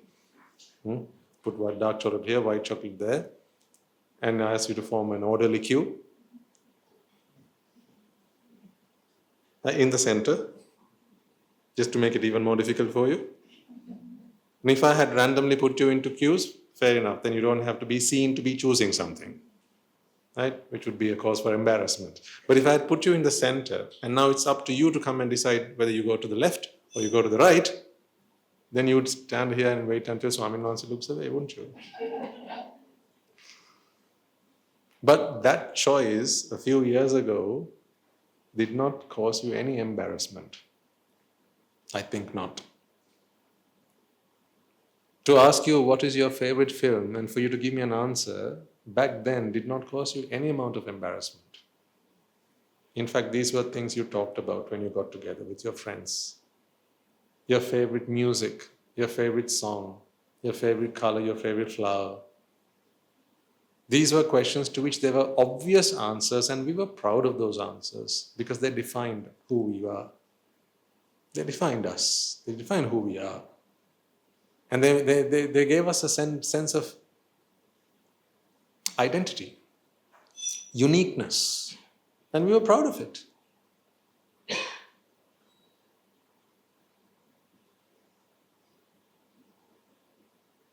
But today, even the thought of it should, I don't know if it does, but it should cause you at least a tinge of embarrassment. Because you know that you only have these preferences because of ignorance and attachment and vexation. And release from vexation is what brings you pleasure. So to think that there's something that gives you pleasure implies that you are vexed about it, which means you're attached, which means you're ignorant. No one wants to be seen as ignorant. Because today you understand that these are all extensions of your own mental malaises. You don't want to be known for that.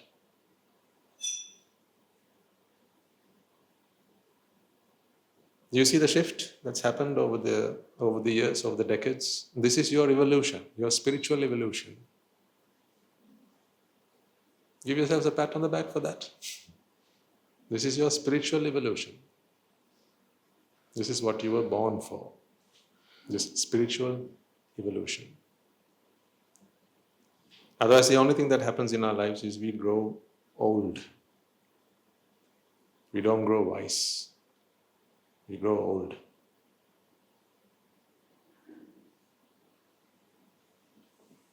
How much credit should you be given for growing old?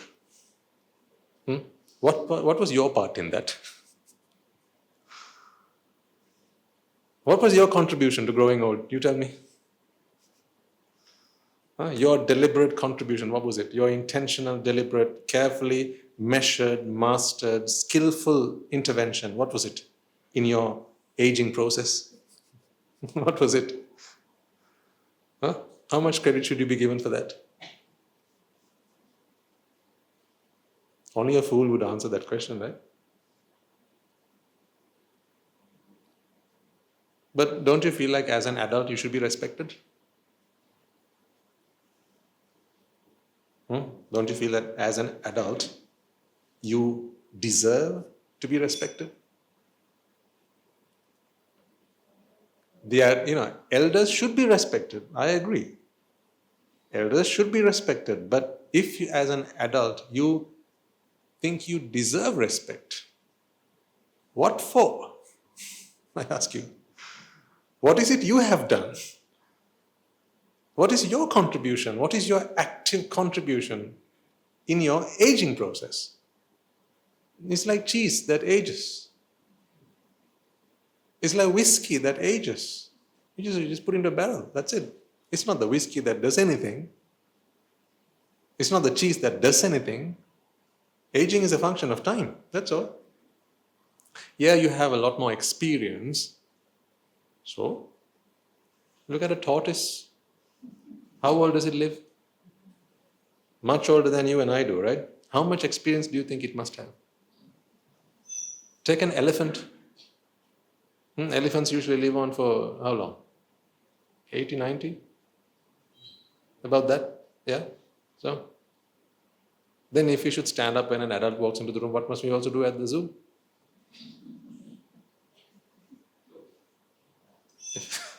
we should stand up when the elephant walks in.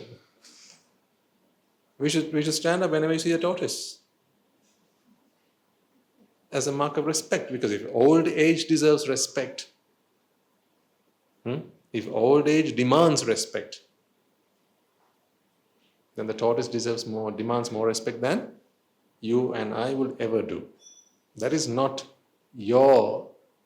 there's nothing to your credit in that regard, ladies and gentlemen. But if you have grown wiser, if you know right from wrong, if you know the things you ought to do and the things you ought not to do, if you know the path to freedom, the path to happiness, and the path to grief and sorrow, now that is something that deserves utmost respect. Yes. That's why they're called the elders in the sasana. That is the meaning of the word Thera. The meaning of the word Thera is elder. Elder in what way? They're elder in wisdom. They have matured in wisdom. That demands and deserves universal respect. That's why, as an adult, maybe your children might respect you, but next door neighbors, they don't respect you. Your children respect you because, you provide for them and they think that, you were there before they came along, so you should be respected. But frankly, who else? No one else respects you. Yeah, you can't demand respect. You can't demand respect. When you're wise, you don't demand respect anyway. Respect is not something you can demand anyway. Respect is something you earn when you stop demanding it. The less you demand it, the more you earn it. The more you demand it, the less you earn it. That's the way it works.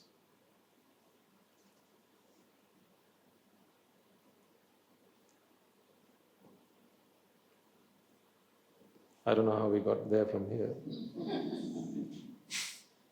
I was reading a book.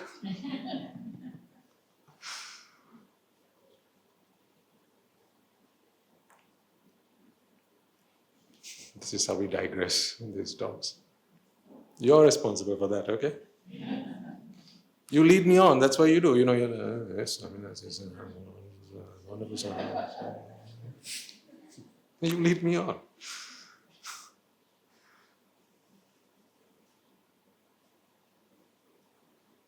But these are these little snippets of wisdom. This is the beauty of not coming prepared for these talks. Like I shared with you the other day, from time to time they will appear, they will surface from somewhere, and if you think it's worth taking them on, then take them on, put them in your pocket, use it when it's useful, when you find it handy. But coming back to what we were talking about earlier, there are three kinds of people. There are those who see no problem with this statement. We call them the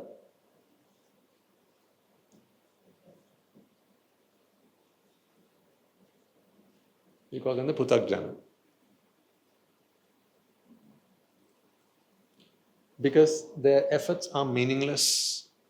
If the purpose of their existence is happiness, freedom, then their efforts are meaningless. So in the Sinhalese, we often refer to this as Potu Janita. That's why they're called Putakjana. Potta is the chaff. The chaff or chaff of the grain. Chaff. You are none the wiser, are you? How do you pronounce this word? Sh.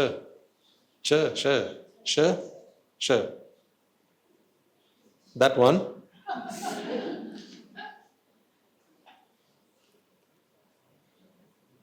It's the peel.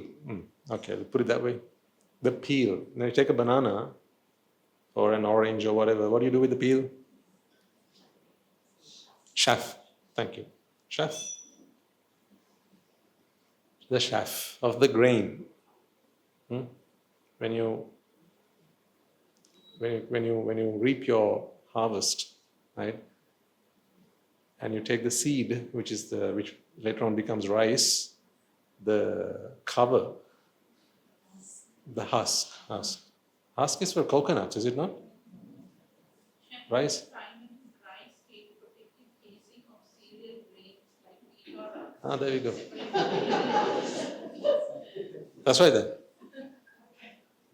So husk / chaff, that's the useless part of the rice, of the grain, right? This is what this word suggests. If you want a meal out of your harvest, which part of it should you take home? The grain or the outer cover? You want the grain, not the chaff. Chaff, that one. You want the grain, right? Chaff. Chaff.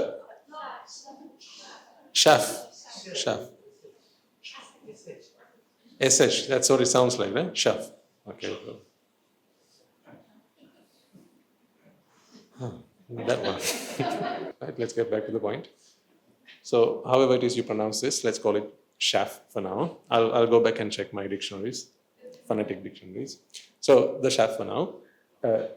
When you want rice, when you want to eat rice, when you want to have a meal, you want the grain, not the outer thing, cover. Okay?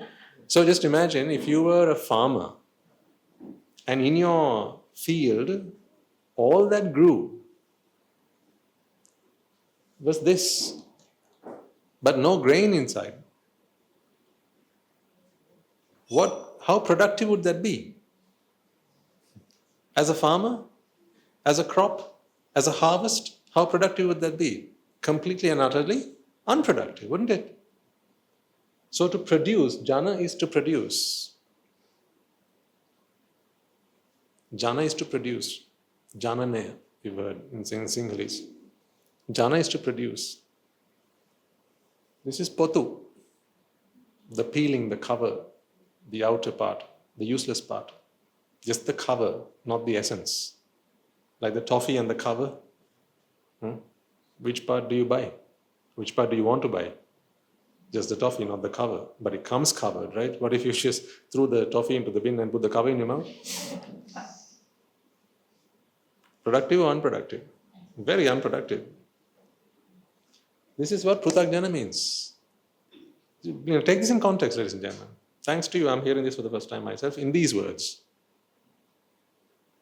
To produce this, when your purpose is happiness, contentment, bliss, is how productive?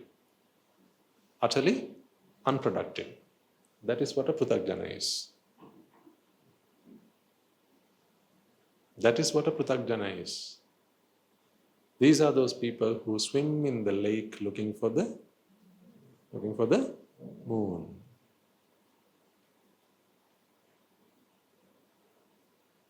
How productive is that? Utterly unproductive, because there's no moon in the water. What would be the productive thing to do? If you wanted the moon, come to the shore and look up at the sky, not down below, but up above. So a prutakjana or I don't know what the English rendition of this is,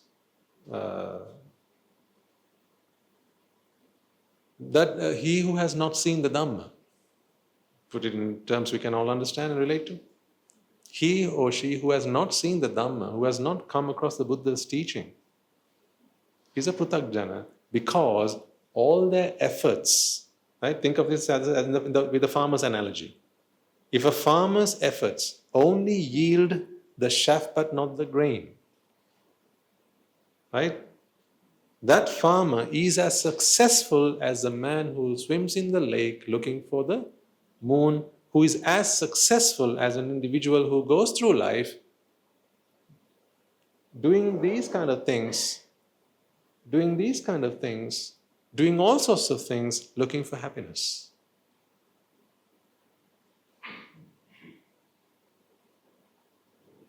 Because that is not the path to happiness.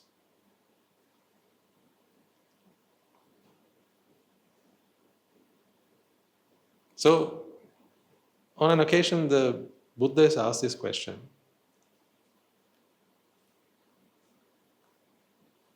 how do you cross this ocean or this river, this flow of water? How do you cross? And he says you start with Shraddha. Now, Shraddha means a lot of things to many people. Shraddha is one of those words which have so many interpretations.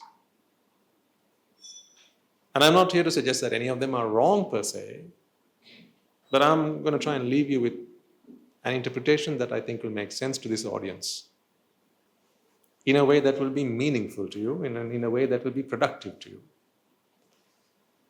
It's not the mere sight of the Buddha and you've thought that the feeling that you have that you should stand up and show your respect and obeisance, piety. This is one of the meanings associated with Shraddha. It's not just that feeling that you get when you see Swaminathan walking in. That sense of devotion, it is not just that, not in this context. I'm not suggesting that I'm not belittling it, or I'm not suggesting that it's not Shraddha. That's not what I'm saying. But there is actually more bhakti than Shraddha. It's more faith than conviction. See, if conviction has anything to do with, even look at the word itself, conviction is a closer match to convinced, is it not? Than to faith, or anything to do with blind faith. It has more to do with being convinced about something, right? How does one become convinced? When they're blind, or when they open their eyes and see? You are convinced when you see, isn't it? So in the sasana, ladies and gentlemen, just have a think about where Shraddha might come from.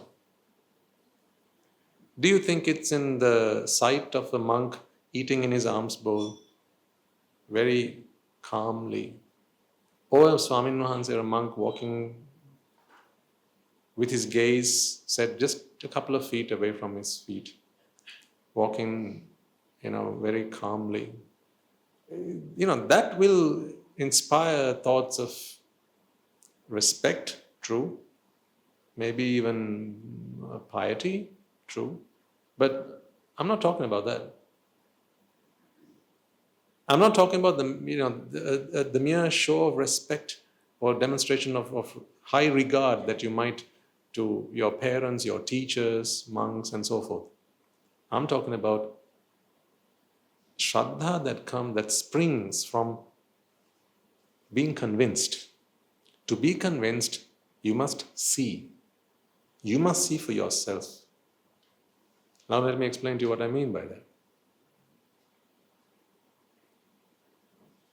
Shraddha is the point at which you are convinced that this is wrong. I am reading a book is wrong. It is the point at which you are convinced that as a farmer, to cultivate crop which only yields the chaff is wrong. Because then you are an unproductive farmer. A productive farmer must cultivate crop that yields the seed, the grain. When you are convinced of that, therein springs conviction, which I have found is the best rendition so far to Shraddha. You have heard perhaps of what they call the Pancha Indriya, Pancha Bala. This comes in the Sattis Bodhipakya Dhamma. There are 37 factors of enlightenment. You don't need to get entangled in all these numbers and all these dichotomies. Right? Don't worry about that. I'm just sharing bits and pieces for anyone who's interested, that's all. But you will have heard this series of words in this order. See whether you've heard it before. Shraddha, Virya, Sati, Samadhi and Prajna. This is a journey actually. You start at Shraddha, you end at Panya.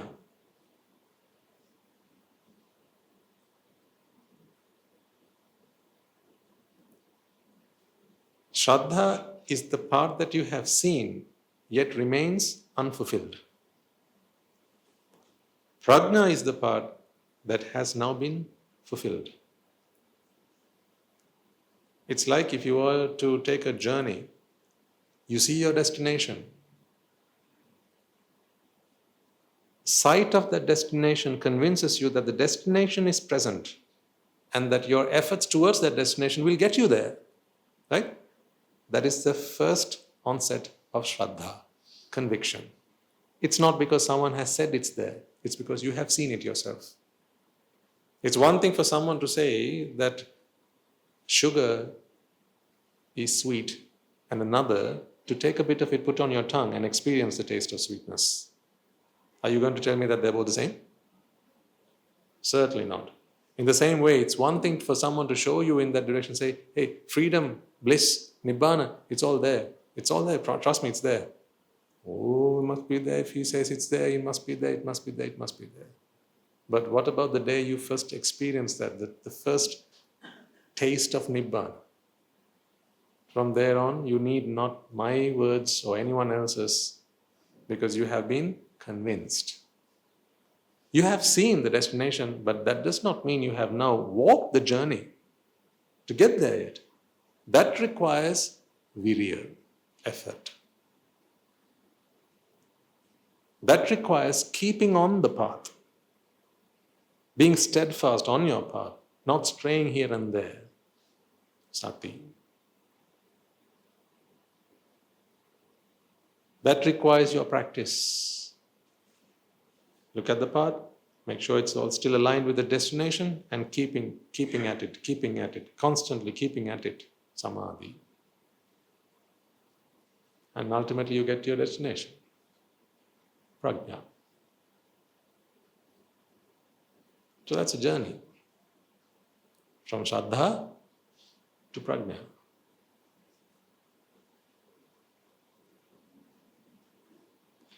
So, when you look at this sentence, I am reading a book.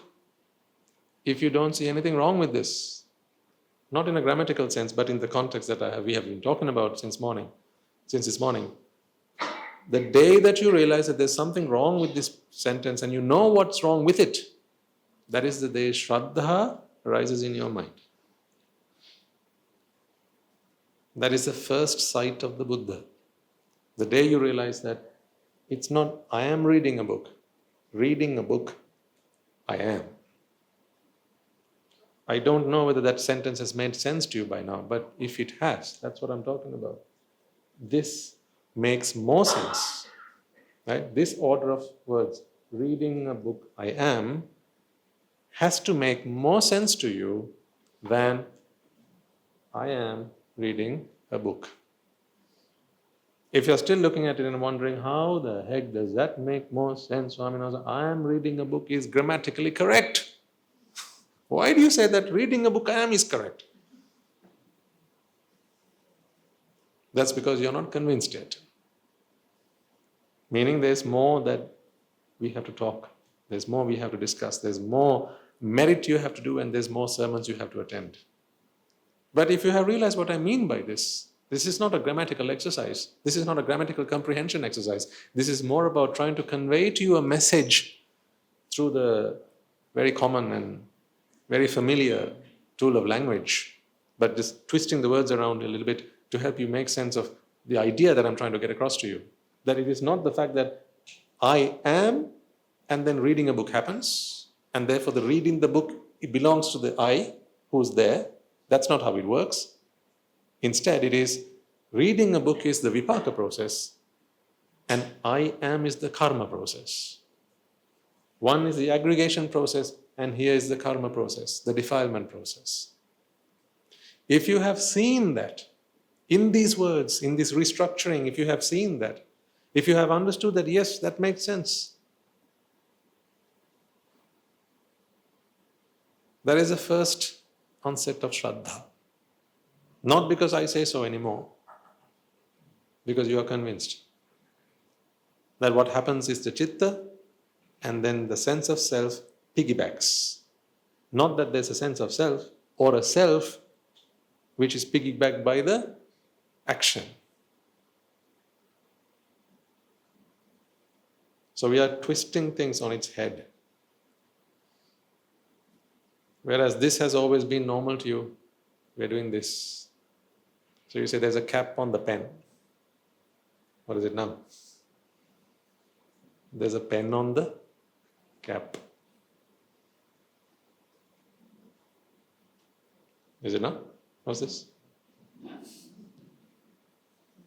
See, I'm trying to give this to you in very simple language, very simple examples. I don't know where they're coming from, but they're coming from somewhere nice, somewhere good. Must be our merits, collective merits. This is a cap on the pen. What is this? A pen on the cap. That's the difference between these two sentences. There's an I am, and that I am is reading. I am reading. Reading, I am.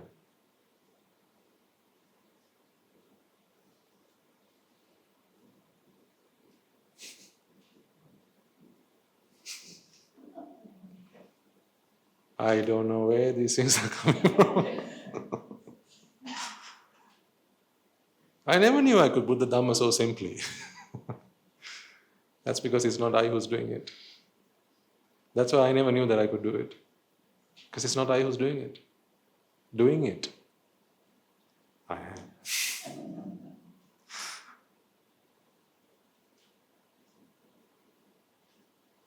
See, when you stood up, I asked you to be mindful about your standing. I wanted you to be mindful that it is not, there's no you that stood up, but instead there was a standing up, and then there was an I that was happening inside. That was the karma.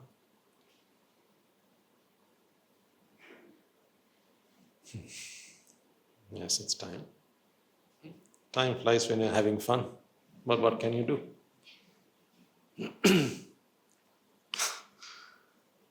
Did that all make sense? At least most of it. Do you understand what a pruthakjana is now? One who produces useless, this is a Sisyphean act. Pointless. No use, meaningless, essenceless. Think of a farmer. Whenever you think of the word pruthakjana, think of a farmer who works hard, toils his land, and works extremely hard to cultivate a crop. You take it, and all you have there is a shaft. No grain inside. How productive that farmer is how productive a pruthakjana is. These are the individuals who swim in the lake looking for the moon. Fortunately, you are not one of them. Are you? No, of course you are not. To come out of Pruthakjana state, you need conviction. You need conviction that this is what I have always been doing. Producing essenceless. See, there's no essence in the chef. No grain, no essence. No grain, no essence. Because the grain is the essence of the crop, isn't it? That's what you pay for. So to come out of that is the understanding that I am here for the grain. If there's no grain in the shaft, then there's no point in me doing this cultivation. There must be something wrong in my approach. There must be something wrong with the seed. There must be something wrong with the land. There must be something wrong with the crop. In my approach, in my processes, something's wrong somewhere. I have to make a change. That is the day you realize. And then from there on, you shift. It's a paradigm shift. That's why I say it's a paradigm shift from Pruthakjana to Shravaka. That's the day you become a Shravaka, Arya Shravaka. Your transition to an Arya Shravaka. Someone who stops doing the Pruthakjana work to someone who actually starts doing something productive. That is swimming out of the lake onto the shore. So the day you start to do that is the day that you embark on your journey to success. Otherwise, it's just a wasted life. I think I have convinced you enough. From here on, it's up to you. Right, let's call it a day then. I'm conscious that some of you need to head off to the monastery as well. I have an announcement. So next week, as many of you will know, some of you have came up to me last week and made this request, which we then discussed with the school management, and they have also kindly complied with our request. So it's 149 next week. Yes, 149th sermon next week, but we're all going to think it's the 150th, okay? Okay? 150, okay? The one after that will be the 149th one. It's all a number, right? It's all in the mind. So if you want to celebrate your 100th birthday, you could do it today and continue from next year. You can do the remaining ones. Who cares? Exactly, yeah, right? You know all this. So therefore, we'll have the 150th sermon next week and the 149th one the week after. Okay? So for the 150th sermon, like we did with the 100th sermon, we are going to have a very special person visit us. And you know who. Yes. So then we will also have members of the Mahasangha.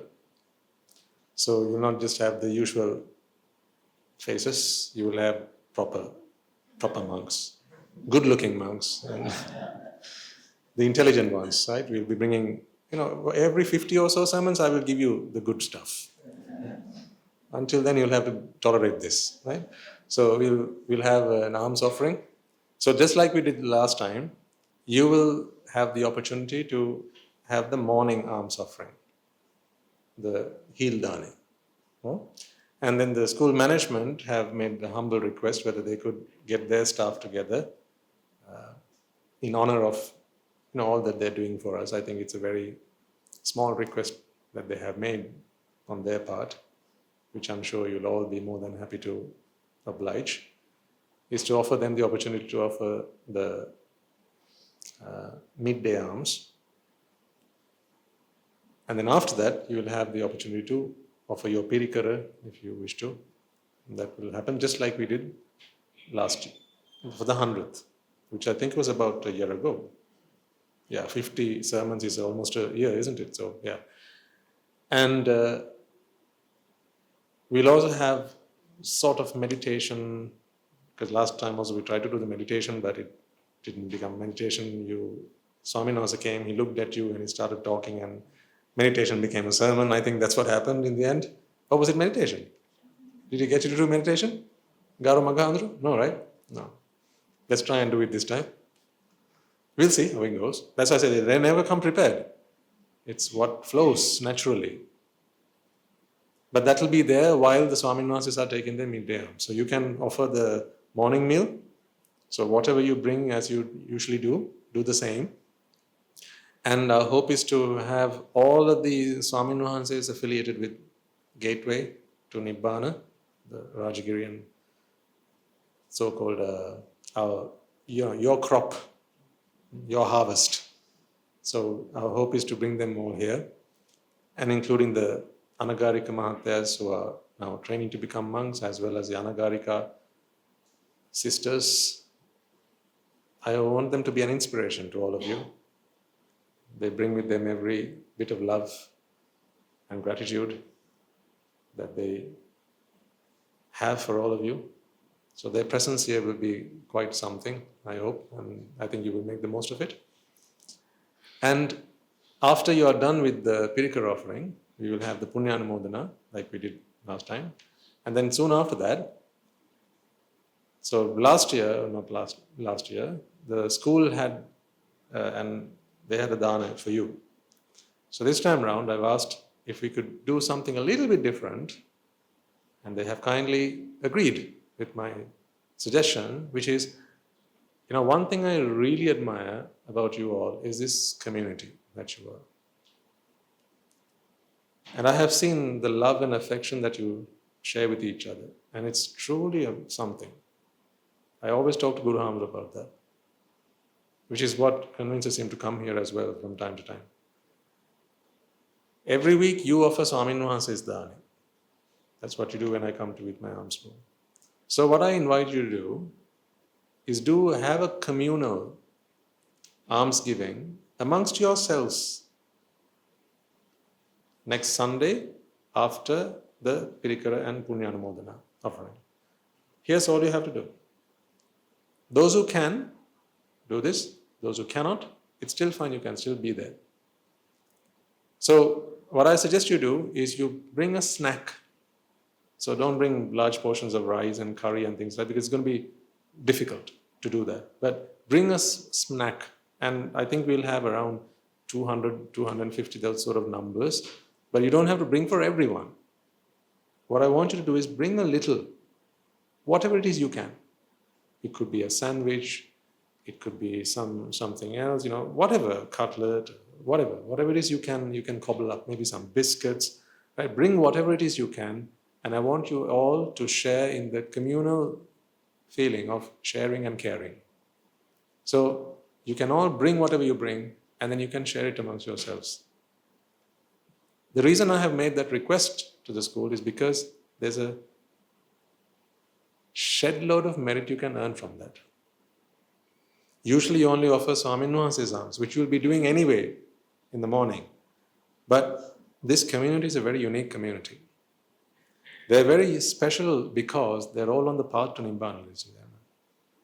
And often you don't get that opportunity to serve each other, which we do all the time at the monastery. We serve each other, we make gilampasa for each other, we serve food and we cook food for each other. And in doing so, we earn lots and lots and lots of merits. But you can do the same thing next week, in the morning for the monks and in the afternoon for each other. Now, once again, you don't have to bring anything at all. Right? If you barely make ends meet and you barely, keep the food from the door, then you don't have to. Bring yourself, that's fine. But if you can, bring something. Don't bring for the 250, because that's not the idea. It's about the spirit of caring and sharing. So bring whatever it is you can, and maybe everyone will bring sandwiches. So what? Then we'll all have sandwiches. Bring whatever it is you need. Be creative if you want. You can make something at home. You can make a pudding or a cake or, on this particular day, do what you like. Be creative. Like you're always creative when you come here and you do merits. Look at all this behind me and the decorations that you do. You're always very creative. I really admire that. That creativity springs a lot. It's a spring of merit. Because you're doing it with love, you're doing it with devotion, you're doing it with mutual respect. And I think next week you will be able to enjoy doing it for each other. I think it will be a real treat for all of you. So I think you understand this is not a demand on anyone. So please don't feel that you have to bring something. You can still show up with nothing. We always say, Come with an empty pocket but leave with a full heart. So you can do the same next week as well. Someone will bring something, and I'm sure there'll be plenty and more for everyone. Because abundance is what we give, therefore abundance is always what we get. That is the beauty of it. Okay? So you have that opportunity next week. There'll be paper plates prepared, so you don't have to bring the plates or any cutlery. It'll all be there. Just bring some food. Bring a little bit. When everyone brings a little bit, that'll be enough for everyone. Okay? Let's do that next week then. I'll have no sermon next week. I can just listen to Guru Amro. So I'll sit amongst you. Listen? Yeah. Beg your pardon? We aim for 10 Swamin Mahanses. There will be 10 Swamin Mahanses. We will have about a handful of Anagarika Mahatyas and about an equal number of, well, you know the number of Anagarika Mahatmas and Anagarika Mahatyas because 5 Anagarikas and 4 Anagarikas. You know how many because you're the one who gave them to the Arabia, right? Okay, but their offering will be in the morning. You will be able to offer alms to them in the morning. Remember what we did last time? Guru Handro, myself and Sudasya Handro, we took our alms bowls and we came to all of you. So we'll do something similar, and then that food will be shared amongst all the monks and the Anagarikas and Anagarikas, just like we do at the monastery. But then at the end, I'm really looking forward to that part. To see what a loving and what a sight that will be. Just to see all of you sharing that love and affection with each other. I really admire that, ladies and gentlemen. This community is really something to write home about. That's why I always write home about it. And please, there was a request, so because we need to know seating arrangements, numbers. If you're going to be bringing in anyone new or anyone who's not visited us before, then please submit those numbers in the form, just so we have an idea about numbers. If someone turns up, they have not registered, fair enough, there'll always be a few like that. But for the vast majority, if we have an idea of numbers, it will be easier for us to cater to them. Okay? There was a video, yes, I will show it to you another week. I'm just conscious of time now. Okay, let's call it a day then. Let us all take a moment then to transfer the merits that we have all acquired today by making offerings to the infinite virtues of the Noble Triple Gem, by inviting the Swamin Master to deliver the sermon, as well as creating a conducive environment for all to come along and practice the Dhamma in comfort. First and foremost, let us transfer these merits we have acquired to the bhikkhus and bhikkhunis, upasakas and upasikas who have since time immemorial protected and preserved the sublime teachings of the Buddha and passed it down to the generations of the noble lineage in the form of the Tripitaka, which is thankfully available to us today to study, understand and comprehend the Dhamma. Let us take a moment to transfer these merits to the Mahanayakas, the Anunayaka of all the chapters who have dedicated their lives to further the sasana. Let us also transfer these merits to the monks and nuns resident in your local temples and nunneries who have always been by your side through thick and thin, come rain or shine. Let us also transfer these merits to my teacher, Guru Swamin Mahanse, as well as all the monks resident at the monastery and the Anagarikas and Anagarikas attached to the monastery. Let us also transfer these merits to our friends, the friends of the monastery, our devotees, who for the sake of merits, to help them attain the supreme bliss of Nibbāna, continue to sustain the Mahasangha. This includes all of you who provide the Mahasangha with shelter, alms, robes and medicines, as well as those who pass on their know-how and continue to extend their well-wishes. May they all rejoice in these merits. Let us also transfer these merits to our mothers and fathers, brothers and sisters, sons and daughters, grandparents, uncles, aunts, cousins, nephews and nieces, our friends, our acquaintances, our employees, our employees, as well as our friends and acquaintances and our teachers, anyone and everyone who've helped us, supported us and assisted us in any way, shape or form possible and available to them. Let us transfer these merits to all, and by the power of these merits may they be healed of any physical and mental ailments and overcome any obstacles to their spiritual progress. May they abstain from the unmeritorious deeds, fulfill the meritorious deeds, fulfill the noble eightfold path, and may they all attain the supreme bliss of Nibbāna. sadhu, sadhu, sadhu. Let us also transfer these merits to the devas and brahmas, spirits and demons, primarily the Sakadeva, as well as all the Nimmāna gods and deities who keep a watchful eye over us and keep us out of harm's way. May they prosper in divine power and wisdom. May they abstain from the unmeritorious deeds, fulfill the meritorious deeds, fulfill the noble eightfold path, and may they all attain the supreme bliss of Nibbāna. Sadhu, sadhu, sadhu. Let us also transfer these merits to our forefathers, our ancestors, people who have passed away in our name, reminding ourselves that it is in their blood, sweat, and tears today we are able to enjoy the comforts of life as we do.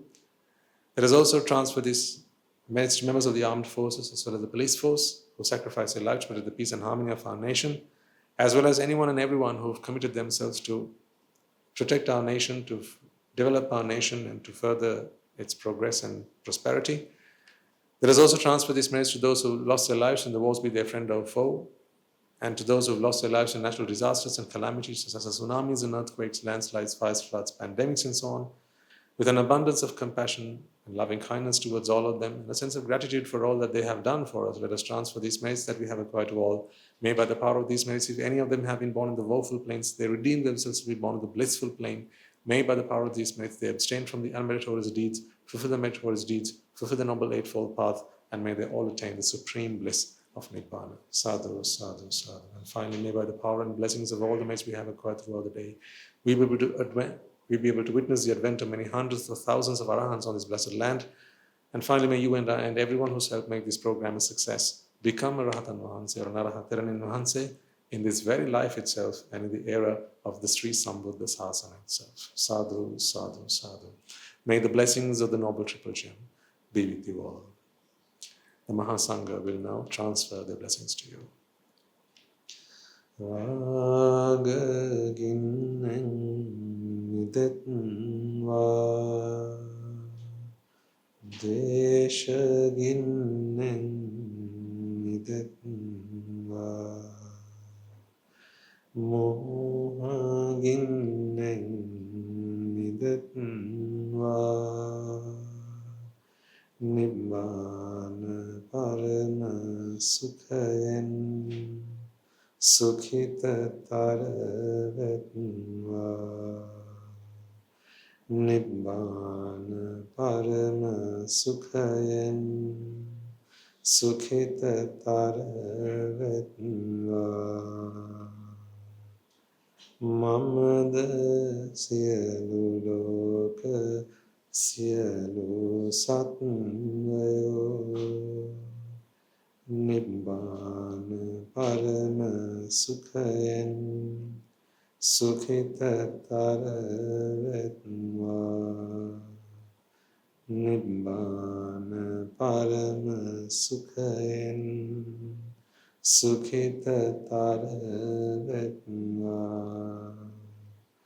Nibbāna parama sukhayen sukhita taravetva Rajagiriya niveva